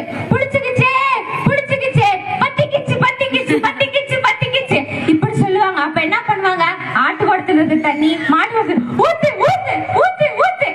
ஊத்துனால அந்த தீய 5 பாடு இருக்காது, யாரையும் காப்பாற்ற முடியாது. ஆனா இன்றைய காலத்துல அப்படி இல்லைங்க. 101க்கு கால் பண்ணா அடுத்த நிமிஷமே வந்து ஃபயர் சர்வீஸ் வந்து தீய அணைச்சிடுறாங்க, மக்கள் எல்லாத்தையும் காப்பாத்திடுறாங்க நடுவரையா. ரவின்னு கடவுள் வந்து வந்து கேட்டாராமா, ஒரு பையன் வந்து கடவுள் கிட்ட கேட்டானா, கடவுளே என் வாழ்க்கை எப்படி வாழ்றதுன்னு தெரியல, கொஞ்சம் சொல்லுங்க அப்படின்னு சொல்லி கேட்டாராம். அதுக்கு அந்த கடவுள் சொன்னாராம், தம்பி நீ இருக்க வீட்டை போய் பாரு, உனக்கு தெரியும் அப்படின்னு சொல்லி சொன்னாராமா கடவுள். மேற்கூரை எண்ணத்தை உயர்வா வைக்கணும், கண்ணாடி உன்னை மட்டும் தான் நீ பார்க்கணும், மணிப்பரிசு சிறுக சிறுக நீ சேமித்து வைக்கணும், காலண்டர் டெய்லி உன்னை அப்டேட் பண்ணிக்கணும், கடிகாரம் நேரத்தை நீ டெய்லி மதிக்கணும். இந்த மாதிரி நாங்க ஒண்ணு கேட்க உங்களை மாதிரி பருந்து மாதிரி உலகத்தையே நாங்க இன்னைக்கு சுத்தி வந்துகிட்டு இருக்கோம் தெரியுமா? வந்து நின்னுகிட்டு அந்த காலத்துல அப்படி எண்ணத்தை தான் கண்டாங்கன்னு எனக்கு புரியலங்க. நடுவரையா, உங்க காலத்துல எல்லாம் சோகம் வந்தா நீங்க என்ன பண்ணுவீங்க? இன்ஸ்டாகிராம்ல சோகம் வந்தா எல்லாரும் என்னமா பண்ணுவாங்க? அழுகதான் செய்வாங்க. அதெல்லாம் அந்த கால நடுவரையா சும்மா அழுதுகிட்டே கண்ணீர் தடிய வச்சுக்கிட்டு நீலி கண்ணீர் வடிச்சுக்கிட்டு தாடி வளர்த்து வெக்ஸாயி நாங்களே என்ன தெரியுமா பண்ணுவோம்? ஒரு அற்புதமான பாட்டு இருக்கு, இந்த பாட்டு வேணா அன்றைய காலத்துல இருக்கிறாங்க, ஆனா அதுபடி ஃபாலோ பண்ற வருது நாங்க தாங்க. துன்பம் வரும் வேலையில சிரிங்க என்று சொல்லி வச்சார் வள்ளுவர் சரிங்க, துன்பம் வரும் வேலையில சிரிங்க என்று சொல்லி வச்சார் வள்ளுவர் சரிங்க, பாம்பு வந்து கடிக்கையில் பாவி மனம் துடிக்கையில் யார் முகத்தில் பொங்கி வரும் சிரிப்பு, இது பட்டினத்தார் கையை செஞ்ச கரும்பு, நான் சிரிக்கிறேன் சிரிப்பு வல்லே, நான் அழுகிறேன் அழுகே வல்லே. இதுதான் நடுவுரையா. நாங்க எங்களுக்குலாம் ஏதாவது சோகம் வந்தா ஆன் தி ஸ்பாட்ல வாட்ஸ்அப்ல ஸ்டேட்டஸ் போட்டு அடுத்த வேலையை அடுத்த நொடியே பார்த்துட்டு போய்கிட்டே இருப்போங்க. சும்மா இவங்க மாதிரி அதையே நினைச்சு நொந்து நூலாகி எதுக்கு இதெல்லாம்? இதுல எங்க உங்களுக்கு மகிழ்ச்சி தருது? அப்புறம் எதிராளில வந்து என் தங்கச்சி வந்து பேசினாங்க, செல்லமணி வாழ்க்கையில ஏற்றத்தாழ்வு இருக்கு, தோல்விதான் வெற்றிக்கு முதல் படி அப்படிலாம் வந்து சொன்னாங்க. அது எடுத்துக்கிறேங்க. நம்மளே ஏதோ கொஞ்சமா முன்னேறி வெற்றி படி எடுத்து வைப்போங்க. ஒரு படி எடுத்து வைக்கிறப்ப சொந்தக்கால வந்து விளக்கணை ஊத்திட்டுறியா வலிக்கிட்டு விழுது. இதெல்லாம் என்னங்க? இதுல எங்க ஒண்ணு ஆண்டு தருது? நான் ஒண்ணு மட்டும் சொல்றேன், அவங்களும் கேட்டுக்கட்டும், நீங்களும் கேட்டுங்க. இது வந்து இளங்கோவடிகள் காலம் இல்லைங்க, இன்டர்நெட் மாதிரி உங்களை நீங்க அப்டேட் பண்ணிக்கிட்டே இருங்க. அதுக்கப்புறம் இறுதியா என்னோட உரையை முடிச்சுக்கலாம்னு நினைக்கிறேன்.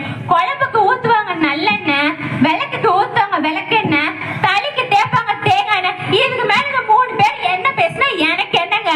எனது உரையை நான் முடிச்சு கொள்கிறேன். எனக்கு ஒரு நல்ல ஒரு வாய்ப்பை அளித்த ஜிஜி குரூப் நண்பர்களுக்கு நன்றி கூறி விடைபெறுகிறேன். நன்றி.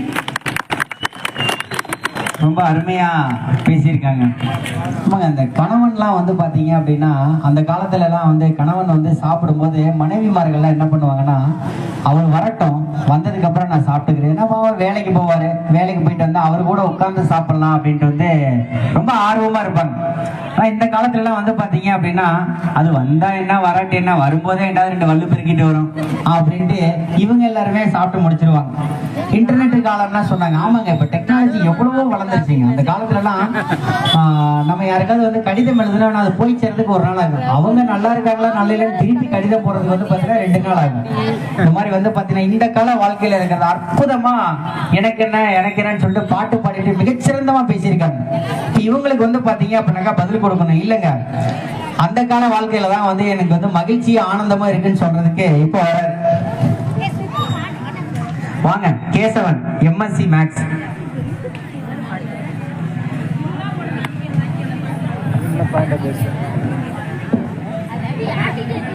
தித்திக்கும் தேன் தமிழ் திக்கட்டும் பரவட்டும், முத்தமிழ் தாய்க்கு என் முதற்கண் வணக்கங்கள். நெற்றிக்கண் திறப்பினும் குற்றம் குற்றமே என்ற நக்கீரர் வழியில் வந்த நடுவர் அவர்களுக்கும் ஊர் பெருமக்களுக்கும் அருள்மிகு ஸ்ரீ மகா காளியம்மன் பகவதியம்மன் திருவிழாவிற்கு வருகை தந்திருக்கும் ஆன்றோருக்கும் சான்றோருக்கும் என்னை போன்றோருக்கும் என் முதற்கண் வணக்கங்கள். அந்த காலத்து இயற்கைய இப்போ ஒரு பாடல் மூலமா சொல்றேன், கேளுங்களே. தேன் பெருகும் சோலை தென்னன் வளநாடு, கனி உதிரும் சோலை கனமதுரை நன்னாடு, வாழை வடக்கீனும் வடமதுரை பட்டினமாம், சோலை கிழக்கீனும் துய்யப்பலா மேற்கீனும், கரும்பும் இளநீரும் கண் திறந்து மடைப்பாயும், கட்டும் கலங்கானும் கதிரிழக்க நெல்கானும், அரிதால் அறுத்து வர மறுதால் பயிராகும், அரிதாலின் கீழாக ஐங்குளத்தேன் கூடுகட்டும், மாடுகட்டி போரடித்தால் மாளாது சென்னல் என்று யானை கட்டி போரடிக்கும் அழகான தென்மதுரை. இப்படி அந்த காலத்துல இயற்கைய பார்த்து ரசிச்சு இயற்கை பொருட்களா சாப்பிட்டு வளர்ந்தாங்க. ஆனா இந்த காலத்துல உரத்தை போடுறது, பூச்சிக்கொல்லி மருந்தை போடுறது, அப்படி இப்படின்னு கண்டது கிடையாத போட்டு அவங்க உடலையும் கெடுத்துக்கிட்டு காசு கொடுத்து நோயை வாங்கிட்டு இருக்காங்க. அப்புறம் குமரன் அழகா பேசிட்டு போனாங்க. இந்த காலத்துல வந்து நாங்க கான்கிரீட் வீட்ல ரொம்ப சந்தோஷமா வாழ்ந்துட்டு இருக்கோம் அப்படிங்கிறது. அவனுக்கு தலைப்பு முதல்ல புரியல. ஆனந்தம் தருவது, வாழ்க்கையில ஆனந்தம் தர்றது அப்படிங்கிறது வேற. அவன் பேசிட்டு போனது எல்லாமே சொகுசா இருக்கமா இல்லையா? ஆனந்தம்ங்கிறது மனசுல இருந்து வரணுங்க, அதுதான் ஆனந்தம். அந்த காலத்துல கான்கிரீட் வீட்ல வாழ்ந்தாங்க. சரி நடுவுரையா, நீங்க புது வீடு கட்டியாச்சுங்களா? கட்டியாச்சு தம்பி. சிறப்பா கட்டிட்டீங்க. எப்படிங்க கட்டினீங்க? முதல்லாம் எப்படி போட்டீங்க? முதலீடு எப்படி போட்டேன்னு கேக்குறீங்களா? எப்படி போட்டீங்க? பேங்க்ல லோன் வாங்கி. அதாங்க, இந்த காலத்துல நீங்க வீடு கட்டி சந்தோஷமா இருக்கீங்க. அதுக்கு மாசம் மாசம் இஎம்ஐ, லோனு, கண்டது கடையது, ஃபைனான்ஸ் அதுன்னு வாங்கி மாசம் அது கட்டுறதுக்கே நீங்க ஓடிக்கிட்டே இருக்கணும். அதுதான் இந்த காலத்து வாழ்க்கை. ஆனா நாங்க அந்த காலத்துல இருக்கிறத வச்சு சந்தோஷமா வாழ்ந்தோம். கூரையில தான் வாழ்ந்தோம், இல்லைன்னு சொல்லல. ஆனா இருக்கிறத வச்சு சந்தோஷமா வாழ்ந்தோம். சேஃப்டி அண்ட் செக்யூரிட்டியா வேணா நீங்க இருக்கலாம், ஆனா கண்டிப்பாலும் சந்தோஷமா இருக்கவே முடியாது. கொஞ்ச நாளைக்கு முன்னாடிங்க என் ஃப்ரெண்ட் ஒருத்தவனை பார்த்தேன். கேடிஎம் பைக்ல ஜம்முன்னு வந்தான். என்னடா மச்சான் நல்லா இருக்கியா, எப்படி போகுது லைஃப்லாம் அப்படின்னு சொல்லி கேட்டேன். வண்டிலாம் நல்லா இருக்கே, எப்படா வாங்கினா என்ன அப்படின்னு விசாரிச்சுட்டு இருக்கும்போது ஓகேடா எல்லாம் ஸ்மூத்தா தான் போயிட்டு இருக்கு, வண்டி எவ்வளோடா அப்படின்னு கேட்டேன். ஒரு 2 லட்சம் வந்துருச்சுடா அப்படின்னு. எப்படிடா, எப்படி ஃபுல் செட்டில்மெண்ட்டா இல்ல எப்படி வாங்கின அப்படின்னு கேட்டேன். இஎம்ஐ தான்டா மச்சான், வாங்கி ஒரு 4 மாசம் தான் ஆகுது. மாசம் பிறக்குதோ பிறக்கலையோ கம்பெனிக்காரன் வந்து வீட்டுக்கு முன்னாடி நின்னுக்கிறான்டா, லோனை கொடு லோனை கொடு லோனை கொடுன்னு. ஏன்டா வண்டி வாங்கணும் அப்படின்ட்டு யோசிக்கிற நிலைமைக்கு போயிட்டானா. ஒத்துக்கிறோங்க, நாங்க அந்த காலத்துல மாட்டு வண்டியில தான் போனோம். மாட்டு வண்டியில போனாலும் சந்தோஷமா இருந்தோம். எங்கள்கிட்ட என்ன இருக்கோ அதை வச்சுட்டு சந்தோஷமா இருந்தோம். ஆனா நீங்க இஎம்ஐ அது இதுன்னு வாங்கிக்கிட்டு எப்படி பொழைக்கிறதுன்னு தெரியாம ரொம்ப முழிச்சுக்கிட்டு இருக்கீங்க. அதுக்கப்புறம் குமரன் அருமையா பேசினாங்க, அந்த டெக்னாலஜினால நிறைய இருக்கு அப்படின்னு சொல்லிட்டு. எயின்ஸ்டீன் அற்புதமா ஒரு வார்த்தை சொல்லியிருக்காரு. என்னன்னா, தொழில்நுட்பம் மனித உறவுகளை மிஞ்சும் பொழுது இவ்வுலகம் இவர்கள் போன்ற முட்டாள்களால் நிரம்பி இருக்குமாமா. டெக்னாலஜி முன்னேறுது, நாங்க இல்லைன்னு சொல்லல. டெக்னாலஜினால நம்ம என்னென்னத்தை இழந்துட்டு இருக்கோம் தெரியுங்களா? அந்த காலத்துல இயற்கையா கிடைச்ச பாலை இப்ப பால் பாக்கெட்ல வாங்கி குடிச்சிட்டு இருக்கோம். அதுல எவ்வளவு உடம்புக்கு கெடுதல் தரக்கூடிய விஷயம் இருக்கு. அரிசிலாம் அந்த காலத்துலங்க 6 மாசம் சாகுபடி செஞ்சு சாப்பிட்டோம். ஆனா இந்த காலத்துல 3 மாசத்துலயே அதுல இருக்க சத்து ஒண்ணுமே கிடையாது. அதுக்கப்புறம் பிளாஸ்டிக் ரைஸ் எல்லாம் இப்ப வந்துருச்சு. அந்த மாதிரி அந்த காலத்துல இருந்த நல்லது எல்லாத்தையும் மறந்துட்டு டெக்னாலஜி டெக்னாலஜி டெக்னாலஜி நம்ம டெக்னாலஜி பின்னாடியே ஓடிட்டு இருக்கோம். இன்னும் சுருக்கமா சொல்லணும்னா, அந்த காலத்துல நம்ம பிரெயின் மெமரியில இருந்தது எல்லாமே இப்ப போன்ல இன்டர்னல் மெமரிக்கு வந்துருச்சு. அந்த காலத்துல அம்மா பிறந்தனால அப்பா பிறந்தனால அவ்வளவு ஞாபகம் வச்சுட்டு அப்படி கொண்டாடிட்டு இருந்தாங்க. ஆனா இந்த காலத்துல முக்கியமான தினங்களவே மறந்துட்டு உறவுகளை இழந்துகிட்டு இருக்காங்க. அதுக்கப்புறம் என்னன்னாங்க, அனிதா ஒன்னு அருமையா சொன்னாங்க. நாங்க எங்களுக்கு என்ன வந்தாலும் ஸ்டேட்டஸ் போட்டு ரீல்ஸ் போட்டு அதை அப்படியே மறந்துட்டு போயிட்டே இருப்போம். உண்மைதாங்க, இவங்க ஸ்டேட்டஸ் போடுறாங்க, நான் இல்லைன்னு சொல்லல. வருஷம் 365 நாளும் ஓய்வு இல்லாம லீவ் இல்லாம சம்பளமும் இல்லாம உழைக்கக்கூடிய ஒரே ஜீவன் யாருங்க நடுவரியா? வேற யாரு? நம்ம அம்மா தான். நம்ம அம்மா தான். அந்த அம்மாவை இந்த காலத்துல கொண்டாடுறாங்களாங்க. கொண்டாடுறதுன்னா என்னங்க, அவங்களோட டைம் ஸ்பெண்ட் பண்ணணும். அந்த காலத்துல எல்லாம் பாத்தீங்கன்னா ஸ்கூலோ வேலைக்கோ இல்ல ஏதோ ஒரு நிகழ்ச்சிக்கோ போயிட்டு வந்துட்டா அம்மா கூட உட்காந்து, அம்மா இன்னைக்கு இது நடந்துச்சு, அம்மா இன்னைக்கு அது நடந்துச்சு, நான் ஃப்ரெண்டு வந்தாங்க அவங்கள்ட்ட இதை பேசினேன் அதை பேசினேன், அதே மாதிரி அம்மாவை இன்னைக்கு நான் இவங்கள பார்த்தேன் அவங்கள பார்த்தேன் அப்படின்னு ஆனந்தமா உரையாடல் பண்ணிட்டு இருந்தாங்க. ஆனா இந்த காலத்துல யாராவது டைம் ஸ்பெண்ட் பண்றோமா? அம்மா அப்பாவோட உட்காந்து பேசுறோமா? அவங்க பாட்டுக்கு அவங்க வேலையை பார்த்துட்டு இருக்காங்க, நம்ம வேலையை பார்த்துக்கிட்டு இருக்கோம். ஆனா அந்த ஸ்டேட்டஸ் போடுற விஷயத்துல யாரும் மறக்கிறதே கிடையாதுங்க. மதர்ஸ் டே அன்னைக்கு மட்டும்தாங்க அவங்க அம்மாவை கொண்டாடுறாங்க. மத்த நாள்ல அம்மாவை டீல்ல விட்டுறாங்க. இதுதான் உங்களுக்கு ஆனந்தத்தை தருதா? அப்புறம் இவங்க சொல்றது எப்படி இருக்குன்னா, போர்ட்ல அதாவது ஸ்டேட்டஸ் போட்டுட்டு எங்க டிப்ரெஷன் எல்லாத்தையும் நாங்க மறந்துடுறோம் அப்படின்னு சொல்றாங்க. போர்ட்ல சாப்பாடு அப்படின்னு சொல்லி எழுதி வச்ச முடியும் நம்ம வயிறு நிறைஞ்சிருமாங்க? நிறைஞ்சிருமா நடுவையா? போர்ட்ல சாப்பாடுன்னு எழுதியிருக்கோம், அதை பார்த்த முடியும் நம்ம வயிறு நிறைஞ்சிருமா? சாப்பிட்டா தானே நிறையும். அதே மாதிரிதான் ஸ்டேட்டஸ் போட்ட முடியும் உங்க துக்கம் எல்லாம் போயிருமா? சும்மா பேசணும் வந்து பேசக்கூடாதுங்க. எங்க வீட்டுல இருக்குதுன்னு காட்டணும்ல. எங்க வீட்ல இருக்குன்னு காட்டணும்ல ஸ்டேட்டஸ்ல. ஓகே ஸ்டேட்டஸ் வந்து நம்ம மனசுல இருந்தா சரியாங்க, அதை மத்தவங்களுக்கு காட்டணும்ன்ற அவசியமே கிடையாது.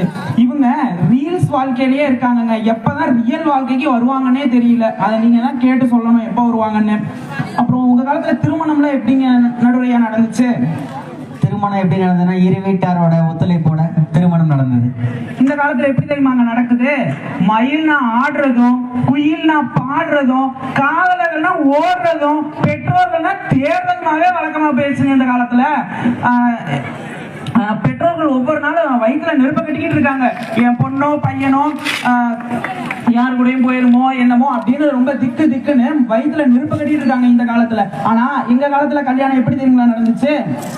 10 பொருத்தங்களை பார்த்து 9 கோல்நிலையும் அறிஞ்சு 8 திசையில இருந்து உறவுகளை அழைச்சு 7 அடி எடுத்து வைத்து அம்மி மிதித்து அருந்ததி பார்த்து அறுசுவை உணவு படைத்து 5 பூதங்கள் சாட்சியாக 4 வேதங்கள் முழங்க 3 முடிச்சுகளால் 2 மனங்கள் இணையும் ஒரு அற்புதமான திருவிழாங்க. ஆனா இந்த காலத்துல அந்த திருவிழாவை தொலைச்சுக்கிட்டு இருக்காங்க. திருவிழாவை தொலைக்கிறாங்களா? சரிங்க, எப்படியோ கல்யாணம் பண்ணிக்கிறாங்க. இந்த காலத்துல இன்னொரு ஸ்பெஷாலிட்டி என்னன்னா லிவிங் டுகெதர். நாங்க முதல்ல வாழ்ந்து பாக்குறோம், அதுக்கப்புறம் பிடிச்சா கல்யாணம் பண்ணிக்கிறோம். அந்த வாழ்க்கை தான் உங்களுக்கு ஆனந்தத்தை தருதா? சரிங்க, எப்படியோ கல்யாணம் பண்ணிட்டாங்க. கல்யாணம் பண்ணிட்டு நிம்மதியா இருக்காங்களா? இந்த காலத்து ஆளுங்க. அந்த காலத்துல எல்லாம் கணவன் மனைவி பிரச்சனை அந்த 4 செவத்துக்குள்ளேயே முடிஞ்சிடும். அவ்வளவு அந்யூன்யமாவும் புரிதலோடயும் நடந்துக்கிட்டாங்க. ஆனா இந்த காலத்துல ஈகோ பிரச்சனை அவ்வளவு இருக்கு. நான் ரிப்ளை பண்ணேன், இவங்க 2 பேர், ஏன்னா இந்த காலத்து பெண்களும் வேலை பாக்குறாங்க, ஆண்களும் வேலை பாக்குறாங்கல்ல. இவங்க ஒரு ஆபீஸ், அவங்க ஒரு ஆபீஸ். இவங்க மெசேஜ் பண்றது, அதுக்கு அவங்க பார்க்கலன்னா டபுள் டிக் ஆயிடுச்சு, நீ ஏன் பார்க்கல? ப்ளூ டிக் ஆயிடுச்சு, ஏன் ரிப்ளை பண்ணல? ஈகோ பிரச்சனையிலேயே இவங்களோட வாழ்க்கை துண்டா போயிட்டு இருக்குங்க. அந்த காலத்துல 4 செவத்துக்குள்ள முடிஞ்சதை இவங்க இப்ப குடும்ப நீதிமன்றம் வரைக்கும் இழுத்துட்டு வந்துட்டாங்க. அந்த காலத்துல எல்லாம் குடும்ப நீதிமன்றங்கிறதே ஒண்ணு கிடையாது. வாழ்க்கைங்கிறது வாழ்றதுக்கு தானே தவிர நீதிமன்றத்துக்கு கொண்டு போய் வாதாடுறதுக்கு கிடையாது. இந்த வாழ்க்கை தான் இவங்களுக்கு ஆனந்தத்தை தருதுன்னு பேச வந்துட்டாங்க. அப்புறம் money is always ultimate. Anitha சொன்ன கருத்து ரொம்ப உண்மையான கருத்துங்க, நான் ஒத்துக்கிறேன். மணி பணம் தான் இப்ப எல்லாத்துக்குமே. ஆனா அந்த காலத்துல வயசை பொறுத்தும் ஒருத்தவனோட கேரக்டரை பொறுத்தும் தான் மரியாதை கொடுத்தாங்க. ஆனா இந்த காலத்துல உங்ககிட்ட எவ்வளவு காசு இருக்கு, அவன் பாக்கெட்ல எவ்வளவு, இவன் பாக்கெட்ல எவ்வளவு, பணத்தை பொறுத்து மரியாதை கொடுக்கறது இந்த காலம் தான். இதுதான் இவங்களுக்கு ஆனந்தத்தை தருதா? அப்புறங்க மனிதர்களை நேசிச்சாங்க. அந்த காலத்துல பொருட்களை தான் பயன்படுத்தினாங்க. ஆனா இந்த காலத்துல பொருட்களை நேசிக்கிறாங்க, பணத்தை மனிதர்களை யூஸ் பண்ணிக்கிறாங்க. தேவைன்னா வச்சுக்குவான், தேவையில்லைன்னா கழட்டி விட்டுருவான். இதுதான் இந்த காலத்து வாழ்க்கை. அப்புறம் அந்த காலத்துல பாத்தீங்கன்னா சேவையா இருந்துச்சுங்க. சேவையா இருந்தது எல்லாமே இப்ப வியாபாரம் ஆயிடுச்சு. கல்வி, மருத்துவம், இது எல்லாமே அந்த காலத்துல சேவையா இருந்தது, இப்ப வியாபாரம் ஆயிடுச்சு. இதுக்கு ஒரு உண்மையான சம்பவங்க இது. அதாவது மருத்துவ கல்லூரி முதல்ல நம்ம தமிழ்நாட்டுல தொடங்குறாங்க. அப்ப பாத்தீங்கன்னா 10 சீட்டோ என்னமோ தான் அலாட் பண்ணிருக்காங்க. முதல்ல காலேஜ் தொடங்குறதுனால 10 சீட் அலாட் பண்ணிருக்காங்க. அப்ப அப்ளிகேஷன் பார்த்தோம்னா 30 அப்ளிகேஷன் வந்துருச்சு. என்ன பண்றதுன்னே யாருக்கும் புரியல. மருத்துவ வல்லுநர்கள், அறிஞர்கள், பேராசிரியர்கள் எல்லாமே ரொம்ப கன்ஃபியூஷன்ல இருக்காங்க. யாருக்குடா சீட்டு கொடுக்கறது, யாருக்குடா சீட்டு கொடுக்காம விடுறது அப்படின்னு சொல்லிட்டு ரொம்ப கன்ஃபியூஷன்ல இருக்காங்க. அப்ப அந்த காலத்து ஆள் தாங்க படிக்காத மேதை, கல்வி கண் திறந்த காமராஜர் ஐயா யார் யாரு பேரண்ட்ஸ்லாம் கை நாட்டு வச்சிருக்காங்களோ அவங்களுக்கு சீட்டு கொடுங்க அப்படின்னாரு. பெற்றோர்கள் தான் படிக்கல, தான் குழந்தைங்களாவது படிச்சு முன்னேறட்டும் அப்படின்னு அந்த காலத்துல கல்வியை சேவையா செஞ்சாங்க. ஆனா இந்த காலத்துல யார் அதிகமா டொனேஷன் கொடுப்பா, எவன்கிட்ட சொத்து பத்து அதிகமா இருக்கு அவனுக்கு பார்த்து சீட்டு கொடுத்துட்டு இருக்காங்க. இதுதான் இந்த காலத்துல இருக்க கல்வித்திறனா.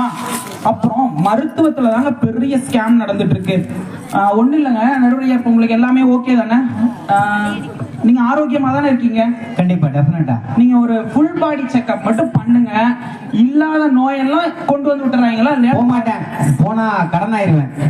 கடனும் ஆயிடுவீங்க, காலம் முழுக்கிற வரைக்கும் மாத்திரையை தான் தின்னுட்டு இருக்கணும். அந்த காலத்துல தலைவலினா இருக்கட்டுங்க, அடுப்புங்கரையில அந்த அதனால விறகடுப்பு தான். விறகடுப்பு ஏன் யூஸ் பண்ணாங்கன்னா அதுல இருந்து வர அந்த கூடிய ஒரு புகை நம்ம நுரையீரலுக்கு நல்லதான். ஆனா இந்த காலத்துல இருக்கவங்க எல்லாம் இந்த புகைதான் விட்டுட்டு இருக்காங்க. எதுக்குன்னு தெரியல. அந்த புகையை யாருமே கண்டுக்கிறது இல்லை. அப்பதான் அவன் மைண்ட் நல்லா அலர்ட்டா இருக்கும். அந்த புகையை ஆட்டினாதான் மைண்ட் அலர்ட்டா இருக்கும். மைண்ட் அலர்ட்டா இருக்கும். சீக்கிரம் அவங்களுக்கு அலாரம் அலர்ட், ஆம்புலன்ஸ் அலர்ட்டும் வந்துடும். அது வரைக்கும் அதையும் அவங்க பார்க்கணும், அதை கவனிக்கிறதே இல்லை. அதுக்கப்புறம் அதான் சளி காய்ச்சல்னா ஒண்ணு இல்லைங்க. அந்த காலத்துல எல்லாம் பாட்டி வைத்தியம் தானே, பாட்டி தான் சிறந்த மருத்துவர். ஆனா இந்த காலத்துல பாருங்க ஒண்ணு இல்ல, ஒரு சளி காய்ச்சல்னு போனோம்னாலே பிளட் டெஸ்ட் எடு, யூரின் டெஸ்ட் எடு, அந்த டெஸ்ட் எடு, இந்த டெஸ்ட் எடுன்னு எப்படி பில்ல போட்டு காசு கொடுங்களான்னு தான் பாக்குறாங்களே தவிர நோய்க்கு யாரும் தீர்வு சொல்றது இல்ல. நம்ம நோயை குணப்படுத்துறதுக்கு இப்ப யாருமே மருத்துவம் சொல்றது இல்லைங்க. நம்ம வாழ்நாள் முழுக்க நோயாளியாவே இருக்கணும், இவங்க பணம் சம்பாதிச்சுக்கிட்டே இருக்கணும். அதுதான் இந்த காலத்து வாழ்க்கை. இதுதான் உங்களுக்கு ஆனந்தத்தை தருதா? ஒண்ணு இல்லைங்க, நானும் என் ஃப்ரெண்டும் ஒரு நாள் வந்து, இது உண்மை சம்பவம் தான், நானும் என் ஃப்ரெண்டு பைக்ல போயிட்டே இருந்தோம். அப்ப அவன் சொன்னா லைட்டா ஷோல்டரு அப்படியே செஸ்டோட வலிக்கிற மாதிரி இருக்கு அப்படின்னு சொன்னான்.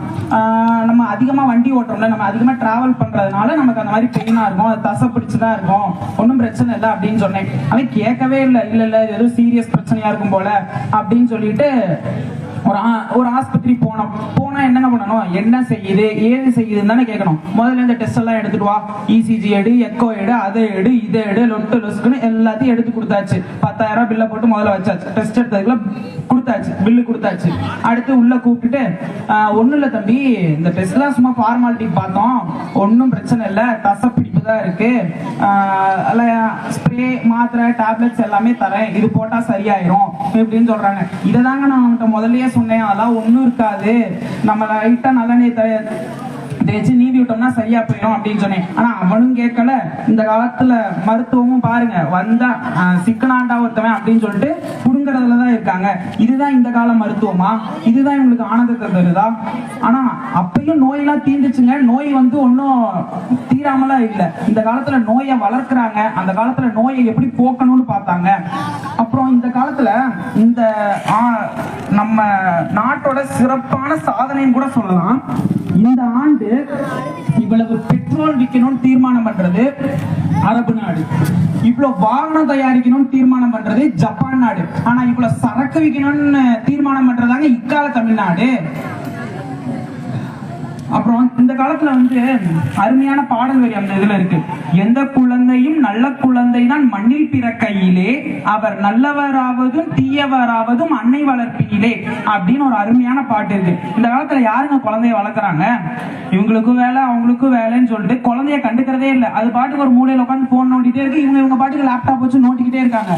ஆனா இதுல மட்டும் இக்கால பெற்றோர்கள் ரொம்ப கவனமா இருக்காங்க. அந்த காலத்துல பாத்தீங்கன்னா பையன் வந்து ஒரு 50 மார்க் 60 மார்க் தான் எடுத்திருப்பாங்க. ஊருக்கே சொல்லுவாங்க, ஐயோ என் பையன் பாஸ் ஆயிட்டான் அப்படின்னு சொல்லி சந்தோஷப்படுவாங்க. ஆனா இந்த காலத்து ஆளுகளை பாருங்களே, பையன் வந்து 95 மார்க் எடுத்திருப்பான், ஆனா பக்கத்து வீட்டுக்காரன் 98 மார்க் எடுத்திருப்பான். அவன் 3 மார்க் அதிகமா எடுத்திருக்கான், உனக்கு எங்க அந்த 3 மார்க் போச்சு அப்படின்னு சொல்லி அவனை குத்தி அவன் இவங்க சொன்னாங்களா வார்த்தை, டிப்ரெஷனுக்கு போய் தற்கொலை பண்ணிக்கிற நிலைமைக்கு கூட போயிடுறாங்க இக்கால பெற்றோர்கள் பண்றதுனால.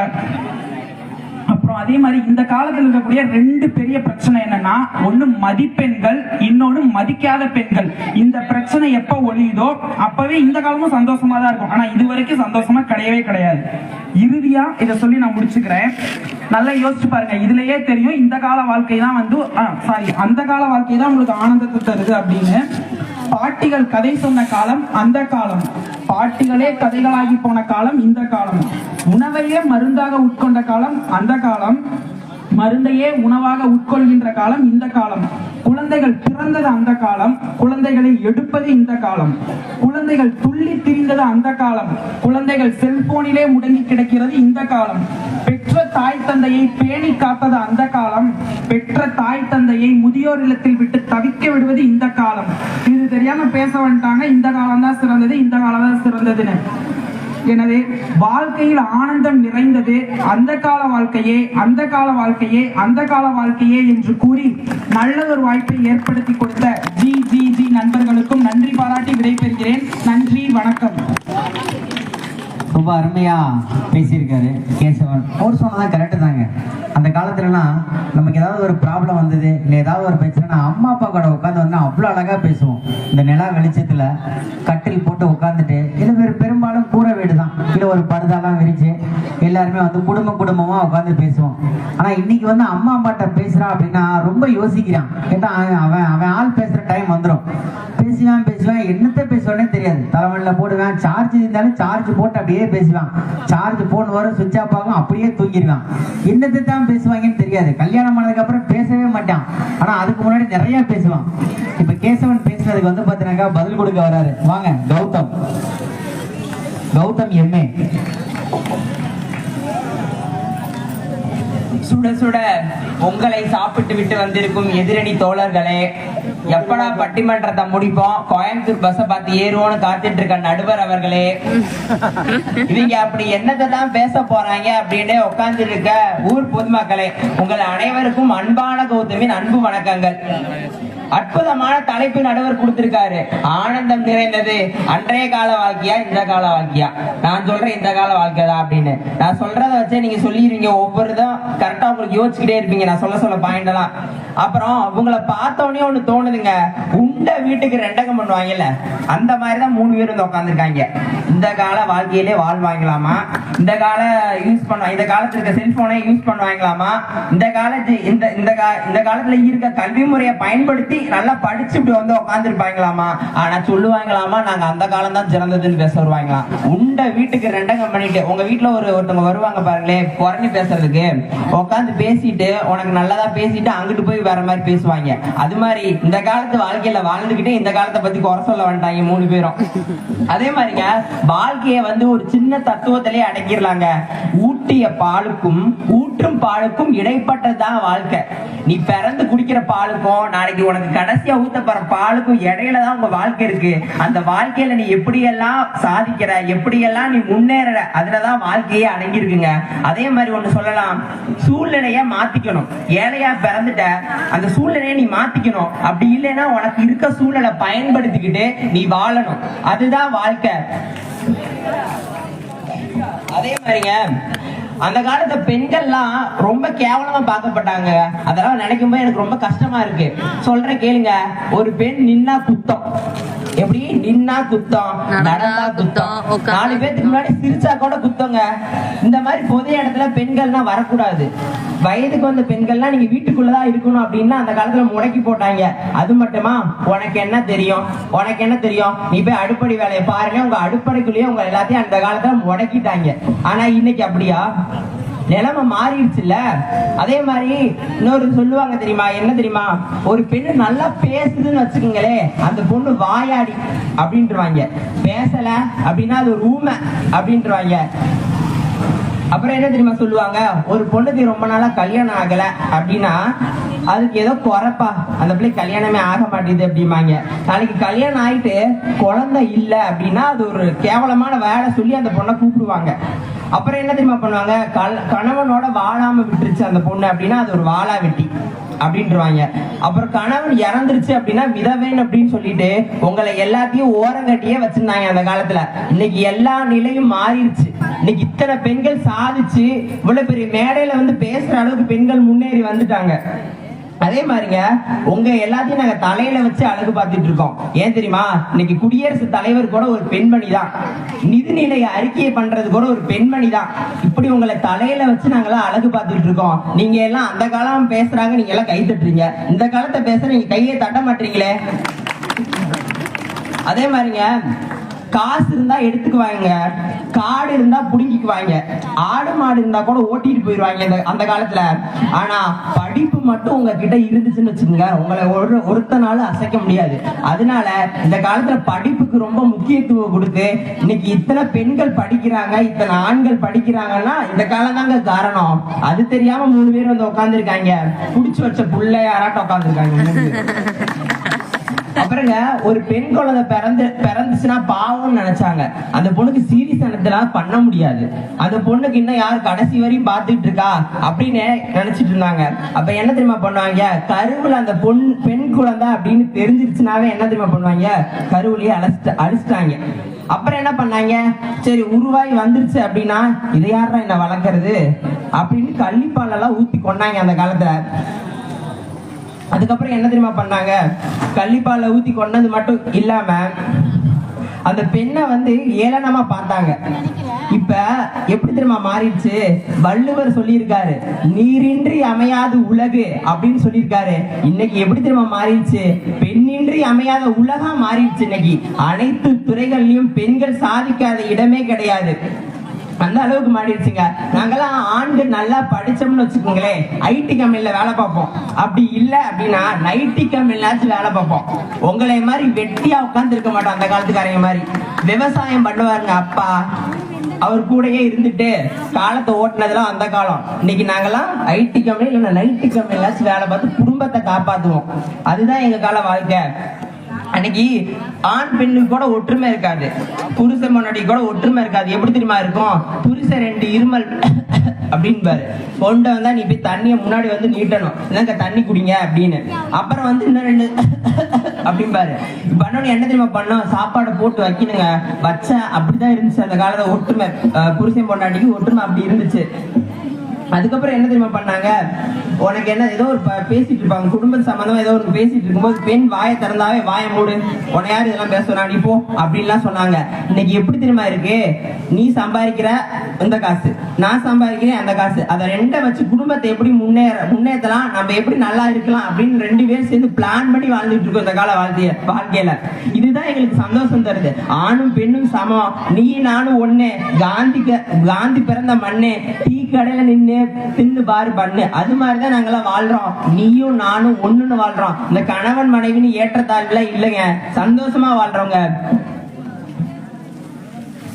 அதே மாதிரி பட்டிமன்றத்துல இன்னைக்கு 3 பெண்கள் வந்து உட்கார்ந்துருக்காங்க. எனக்கு பார்க்கும்போது ரொம்ப சந்தோஷமா இருக்கு. அடுத்த வருஷம் இதே மாதிரி நீங்க யாராச்சும் மேடையில வந்து உட்காரணும், இன்னும் ரொம்ப சந்தோஷப்படுவேங்க.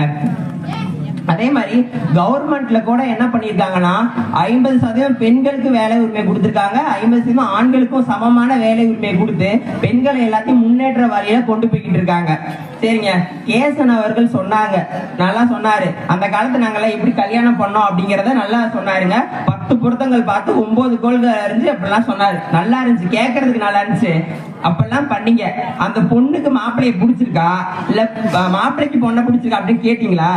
அதெல்லாம் இல்ல. அவர் வந்து தாய்மாமன், அவருக்கு வயசு வந்து 30, அந்த பிள்ளைக்கு இப்பதான் 19 இருக்கும். பிடிச்சி கல்யாணம் பண்ணி வை. நீ எத்தனை பொருத்தம் பார்த்து என்ன, அந்த பொண்ணு நாளைக்கு வாழாது. அப்புறம் அந்த கணவனை பிடிக்காதுங்க. அதுக்கு என்ன பண்ணோம்? சரி கல்யாணாலும் புருஷன் புள்ளனாலும் கொண்டாடிட்டு வாழ்ந்துட்டு இருந்தாங்க அந்த காலத்துல. இப்பெல்லாம் வேணாங்கிறேன். ஏன்னா அப்புறம் நீ சாப்பிட்ட எச்சலையில தான் நீ சாப்பிடணுமா? புருஷன் சாப்பிட்டு வச்சு போனா எச்சலையில தான் அந்த பொண்ணு சாப்பிடணுமா? ஏன் அந்த பிள்ளைக்கு பசிக்காதா? ஹஸ்பண்ட் வரும்போது 1 2 பேர் உட்காந்து சாப்பிடணுமா? அந்த பிள்ளைக்கு பச்சை முன்னாடி திங்கிட்டோம், அதனால என்ன இப்படி சொல்லிட்டு இருக்காங்க அந்த காலத்துக்காரங்க எல்லாம். அதே மாதிரிங்க அந்த காலத்துல பிளட் கொடுத்துட்டாவே வந்து கெட்டது, குடும்பத்துக்கு ஆகாதுன்னு சொல்லி பிளட்டே கொடுக்க விடாம பண்ணி வச்சிருந்தாங்க அந்த காலத்துல. பிளட் கொடுத்தா நிறைய நன்மைகள்லாம் இருக்குங்க, அதெல்லாம் தெரிஞ்சுக்குங்க. அதே மாதிரி போட்டோ எடுத்தா குடும்பத்துக்கு ஆகாது, பொண்ணுக்கும் மாப்பிள்ளைக்கும் ஆயுசு குறைஞ்சு போயிடும் அப்படின்னு சொல்லியே போட்டோவே எடுக்கலைங்க. கல்யாணத்துக்கு கூட பாருங்களேன் போட்டோ எடுத்துருக்க மாட்டீங்க. ஆனா இன்னைக்கு நாங்க எப்படி தெரியுமா, எல்லா விஷயங்களையும் போட்டோ எடுத்து சேவ் பண்ணி வச்சு நாளைக்கு அதை பார்த்து சந்தோஷப்பட்டு இருக்கோம். உங்க காலத்து மாதிரி போட்டோ எடுத்தா குத்தம்னு இருந்தோம்னா இன்னைக்கு வேலை ஆயிருக்குமா? அதே மாதிரிங்க 2 வருஷம் வந்து கொரோனால ரொம்ப கஷ்டப்பட்டு போயிட்டோம் நம்மலாம். அப்ப அன்னைக்கு மருத்துவம் கேசவன் சொன்னாரு பாட்டி வைத்தியம் சிறந்தது இருந்துச்சு. சரி ஒரு காய்ச்சல் வந்துச்சு, சரி பாட்டி வைத்தியம் சிறந்ததா இருந்துச்சு, சந்தோஷங்க. இந்த மாதிரி ஒரு நோய் வந்து வந்துருது.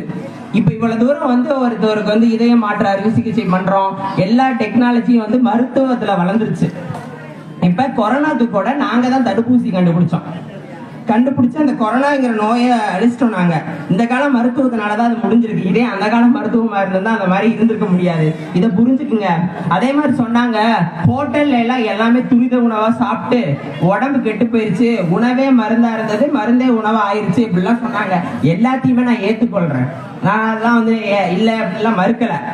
காசு நீ கொடுக்குற, ஹோட்டல்ல நீ தேர்ந்தெடுக்கிற, ஓ வயிற்றுக்கு தான் நீ சாப்பிட போற, உடல் ஆரோக்கியத்துக்கு தான் நீ சாப்பிட போற, காசு முக்கியமா நீ தான் கொடுக்க போற. நல்ல உணவு சாப்பிடு, வாங்கி தின்னு. நான் கடை வேணான்ட்டனா? இதையேங்க பேசிட்டு இருக்காங்க. உணவுகள் இப்ப அந்த காலத்துல ஒண்ணும் இல்லைங்க, நிறைய டாஸ்மார்க் இருந்துச்சு, கல்லு கடையில இருந்துச்சு. எல்லாமா குடிச்சோம் இல்லையே, எவனுக்கு தேவைப்படுதோ அவன் போய் குடிச்சியான்.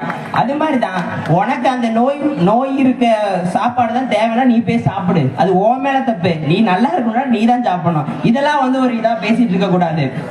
அதே மாதிரி என் தங்கச்சி சொன்னார், செல்லமணி அவர்கள் ஷாம்பு போட்டு ஏதோ ஆத்துல ஒரு தண்ணியெல்லாம் எடுத்து நாங்க ஷாம்பு போட்டு குளிச்சோம் அப்படின்னாங்க.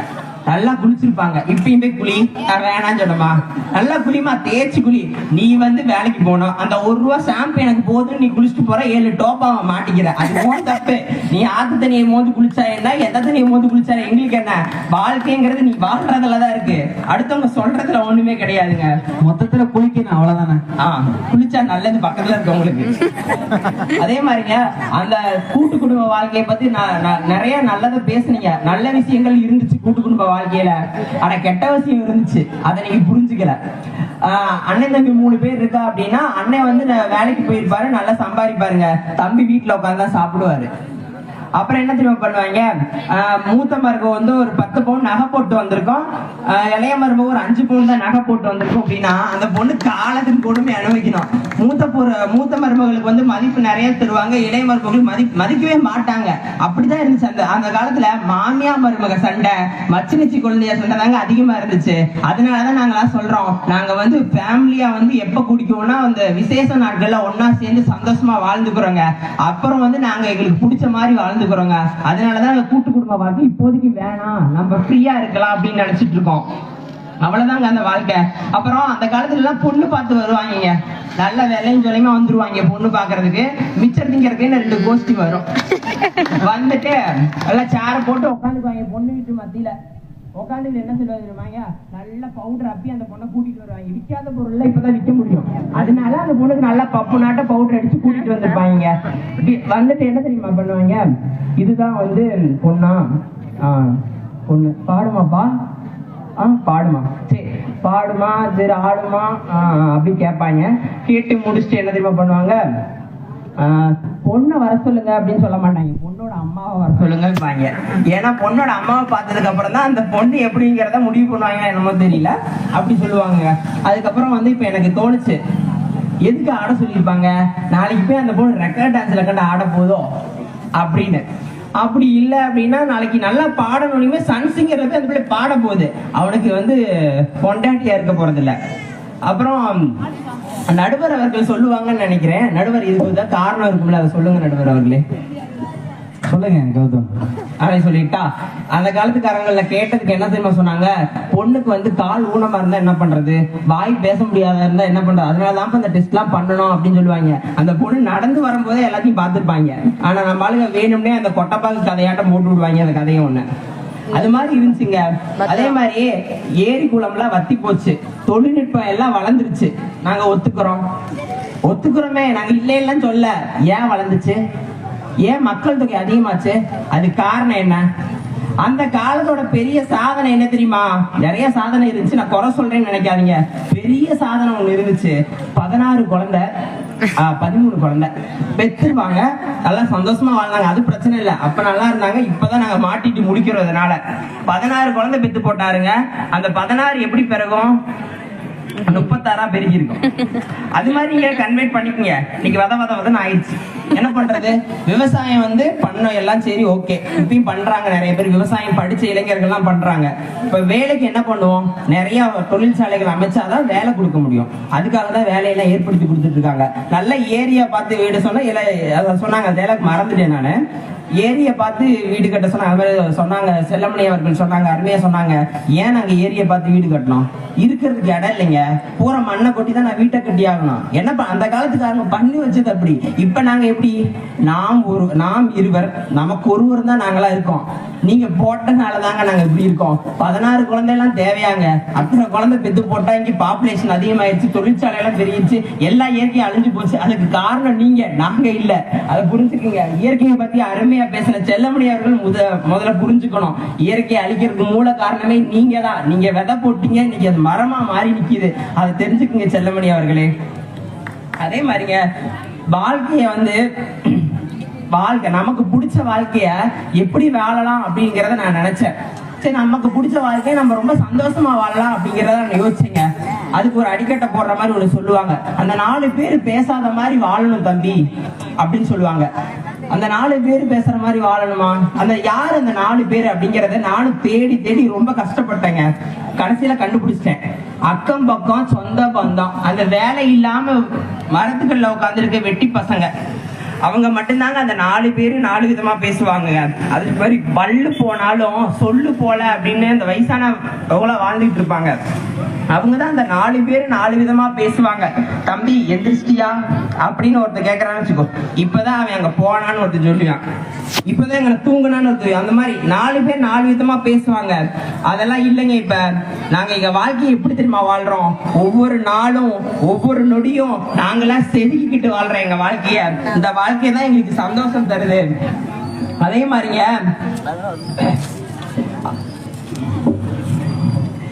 மாதிரிங்க என்னோட தொலைவரை நினைச்சிடாதீங்க. அதே மாதிரிங்க நீங்களாம் அந்த காலத்துல பொண்டாட்டி எப்படி கரெக்ட் பண்ணீங்க தெரியுமா? மல்லி வெரி குட், கரெக்டா சொன்னீங்க. மல்லிகைப்பூவும் அல்வாவும் கரெக்ட் வாங்கி கொடுத்து கரெக்ட் பண்ணீங்கன்னா அது அந்த காலங்க. இன்னைக்கு பொண்டாட்டிக்கு பிடிச்சதெல்லாம் வாங்கி கொடுத்து கரெக்ட் பண்ற அதாங்க எங்க காலம். அதுக்கு மாறிக்குங்க உடனே. அதே மாதிரியே வாழ்க்கை ஜம்முன்னு இருக்குன்னா ஒண்ணு பண்ணாவே போதும். பொண்டாட்டி திட்டும் போது உம்முனும், பூரி காட்டால உங்களை அடிக்கும் போது கம்முன்னு இருந்தீங்கன்னா உங்க வாழ்க்கை ஜம்முன்னு இருக்கும். இதை தவிர வேற எதுவுமே இல்லை. பெண்கள் பெண் புத்தி, பெண்ணை பத்தி நிறைய சொல்லுவாங்க, பெண் புத்தி பின் புத்தின்னு. ஆனா நான் அதை ஏற்றுக்கொள்ளவே மாட்டேன். ஒவ்வொரு வெற்றிக்கு பின்னாடியும் ஒவ்வொரு ஆணின் வெற்றிக்கு பின்னாடி ஒரு பெண் தான் இருப்பாங்க அப்படின்னு சொல்லுவாங்க. அது 100க்கு 100 உண்மை. அதே மாதிரி அந்த காலத்துல பாத்தீங்கன்னா ஜாதி கொடுமையில நிறைய இருந்துச்சுங்க. ஏற்றவன் உயர்ந்தவன் தாழ்ந்தவன் அப்படின்னு நிறைய வித்தியாசங்கள் இருந்துச்சு. அவள்கிட்ட சாப்பிடாதீங்க, இவாள்கிட்ட சாப்பிடாதீங்க, இவர்கிட்ட பேசக்கூடாது, அவர்கிட்ட வச்சுக்க கூடாது அப்படின்னு நிறைய சொல்லுவீங்க. அந்த கால பள்ளிகள்ல கூட ரொம்ப ஜாதி வேறுபாடுகள்லாம் இருந்துச்சு. அதெல்லாம் இந்த காலத்துல ஏதாச்சும் இருக்கா? நம்ம எல்லாம் ஒன்னா வாழ்ந்துட்டு இருக்கோம். இது அந்த காலமா இருந்திருந்தா அப்படித்தான் வேறுபாடா இருந்திருக்கணும். இன்னைக்கு நாங்க எல்லாம் சந்தோஷமா ஒண்ணுக்குள்ள ஒன்னா வாழ்ந்துகிட்டு இருக்கோங்க.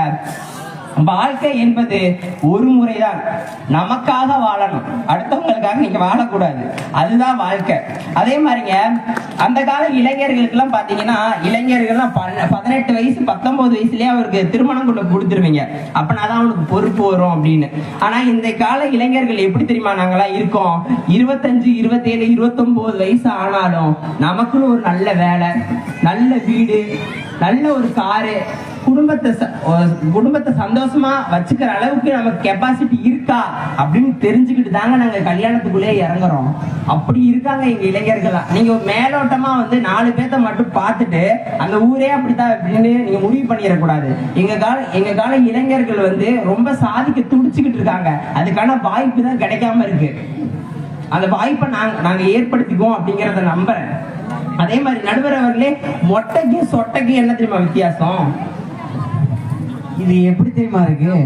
எங்க சித்தப்பை பாத்தீங்க அப்படின்னா திருப்பதி போயிருப்பாரு, அடையாளம் மொட்டைன்ற மாதிரி இருக்கு. அது எப்படியா கண்டுபிடிக்கிறது சொட்டைக்கும் மொட்டைக்கும்? நான் சொல்றேங்க, கடவுளுக்கு நம்மளா பார்த்து கொடுத்தா அது மொட்டை, சரியா? அதுவா விழுந்துருச்சுன்னா அது சொட்டைங்க. இருக்கும் போது வாழ்க்கையை சந்தோஷமா வாழுங்க. நாளைக்கு முடி இல்லாதப்ப முடிய தேடி ஓடுவோம். அது மாதிரிதான் இப்ப இருக்க வாழ்க்கைய சந்தோஷமா வாழுங்க. அப்புறம் பார்த்துக்கலாம் அந்த கால வாழ்க்கையெல்லாம். இப்ப இருக்க வாழ்க்கையை சந்தோஷமா வாழுங்க அப்படின்னு என்று சொல்லி, நேற்று என்பது உடைந்த பானை, நாளை என்பது மதில் மேல் இருக்க பூனை, இன்று மட்டுமே கையில இருக்க வீணை. அத இன்னைக்கு இருக்க வீணைய நீங்க பத்திரமா புடிச்சுக்குங்க. அதுக்கப்புறம் பேசலாம் அந்த காலம் இந்த காலம்னு. இந்த கால வாழ்க்கைய நீ உனக்கு பிடிச்ச மாதிரி வாழு, சந்தோஷத்தோட வாழு என்று சொல்லி நடுவரோட தீர்ப்பு எங்க பக்கம் தான் இருக்கும். இல்லைன்னா கோயம்புத்தூர் பஸ் ஏற விட மாட்டோம். அப்புறம் எங்க பக்கம் தான் என்று சொல்லி நல்லதொரு வாய்ப்பை பயன்படுத்திக்கிட்டேன் அப்படிங்கறத நம்புறேன். நன்றி, வணக்கம். ரொம்ப அருமையா கௌதம் பேசினாரு. நிறைய பேர் பாத்தீங்கன்னா எப்படா முடியும் அப்படின்ற மாதிரி ஒரு ஆரம்பத்திலேயே பேசிட்டு இருப்பீங்க. அதுக்கான ஒரு தருணம் தான் இது. ரொம்ப ஒரு இக்கட்டான ஒரு தருணம் தான் நடுவருக்கு எப்பயுமே. இவங்க இந்த சைடு பாத்தீங்க அப்படின்னா அந்த காலத்துல என்னென்ன சந்தோஷம் அடைஞ்சாங்களோ அதெல்லாம் பாத்தீங்கன்னா பேசிட்டாங்க. பதிலுக்கு இவங்களும் பாத்தீங்கன்னா நிறைய பேசிட்டாங்க. கௌதம் பேசும்போது கடைசியா சொன்னாரு, இந்த பொண்டாட்டிக்கு அந்த காலத்துல மேக்கப் போடுறதெல்லாம் சொன்னார். அவங்க அந்த காலத்துல கல்யாணம் நடக்கும் போது சிம்பிளா என்ன பண்ணுவாங்க அப்படின்னா ஒரு லைட்டா ஒரு பொட்டை வச்சுதான் பண்ணுவாங்க. ஆனா இந்த காலத்துல மேக்கப் போறனா ஒரு நேச்சுரல் சலூன் எங்கேயாவது கூட்டி போயிடுவான். பாவம் அந்த பொண்ணு மூஞ்சிக்கு பெயிண்ட் அடிச்சு ஏதாவது ஒண்ண போட்டு நாளை காலைல ஃபர்ஸ்ட் டைம் முடிஞ்சு புருஷங்கரை பார்க்கும்போது பேன்னு ஒரு சவுண்ட் விடுவான். காரணம் பாத்தீங்க அப்படின்னாக்கா அந்த அளவுக்கு மேக்கப் போட்டு அந்த பொண்ணை ஒரு பாடு படுத்திடுவாங்க. அதே மாதிரி பாத்தீங்க அப்படின்னா சந்தோஷம் அப்படிங்கிறது அந்த காலம் இந்த காலம் அப்படின்றதெல்லாம் எதுவுமே கிடையாதுங்க. ஆனந்தம் அப்படிங்கிறதுனா ஒரு மனுஷன் தன்னோட பழைய காலத்துல அவன் இருக்கிற வேலை பார்க்குறான். நிறைய பேர் வந்து குடும்பத்துக்காக அவ்வளவு ஓடா ஓடி உழைக்கிறான். சந்தோஷங்கிறது இப்பெல்லாம் இருக்குதா? கிடையாதுங்க. குடும்ப சூழ்நிலை, வருமானம் வந்து பாத்தீங்க அப்படின்னாக்கா கம்மியா இருக்கு, செலவு வந்து பாத்தீங்கன்னா அதிகமா இருக்கு. அவன் என்ன பண்ணுவான்? தமிழ்நாட்டுல வேலை பார்க்கறான், வருமானம் இல்ல, கடன் சுமையாகுது. படிப்புக்கு கடன் வாங்குறான், அதுக்கு கடன் வாங்குறான், இதுக்கு கடன் வாங்குறான். இங்க அவன் சந்தோஷமா இருக்கான். இந்த காலத்துல வந்து பாத்தீங்க அப்படின்னா அப்படியே ஆப்போசிட்டா இருக்கான். வாழ்க்கையில என்ன நடந்தாலும் சரி, அவன் வீட்டுல தீயே இருந்தாலும் சரி, ஃபயர் சர்வீஸ் கூட கூப்பிட மாட்டான், அப்படியே போய்கிட்டு இருப்பான். ஒரு சந்தோஷமான ஒரு காலத்துல வந்து பாத்தீங்க அப்படின்னா போயிட்டு இருக்கான். இப்போ வந்து பாத்தீங்க 2 அணியும் பேசியிருக்காங்க. இப்போ வந்து பாத்தீங்கன்னா தீர்ப்பு வந்து சொல்லி ஆகணும். சந்தோஷம் அப்படிங்கிறது ஒரு தனி மனிதனோட வாழ்க்கையில எப்ப தெரியுமாங்க வரும்? அவனுக்கு வந்து பாத்தீங்க அப்படின்னா வருமானம் அதிகமாகும் போதுதான் அவனுக்கு சந்தோஷம் வரும். எப்ப அவன் வருமானம் குறைஞ்சு செலவு அதிகரிக்குதோ அவனுக்கு வந்து சந்தோஷம் சுத்தமா இருக்காது. ஃபைனலா சொல்லணும்னா, ஒரு தனி மனிதனோட வாழ்க்கையில சந்தோஷம் எப்படி இருக்குன்னு கேட்டீங்கன்னா, அவன் வாழும் வாழ்க்கை முறையிலும் வாழ்க்கை சூழ்நிலையிலும் அவன் ஏற்படுத்திக் கொள்கின்ற ஒரு தருணம் தான் சந்தோஷம் என்று சொல்லி இந்த நல்ல வாய்ப்புக்கு நன்றி கூடி விடைபெறுகிறேன். நன்றி, வணக்கம். ஏழையாய் பிறப்பது உன் குற்றம் அல்ல, ஏழையாய் சாவதுதான் உன் குற்றம் என்று சொல்லி இந்த நல்ல வாய்ப்பை ஏற்படுத்தி கொடுத்த குஜிலியம்பாறை குரூப் நண்பர்கள் அனைவருக்கும் நன்றி, வணக்கம்.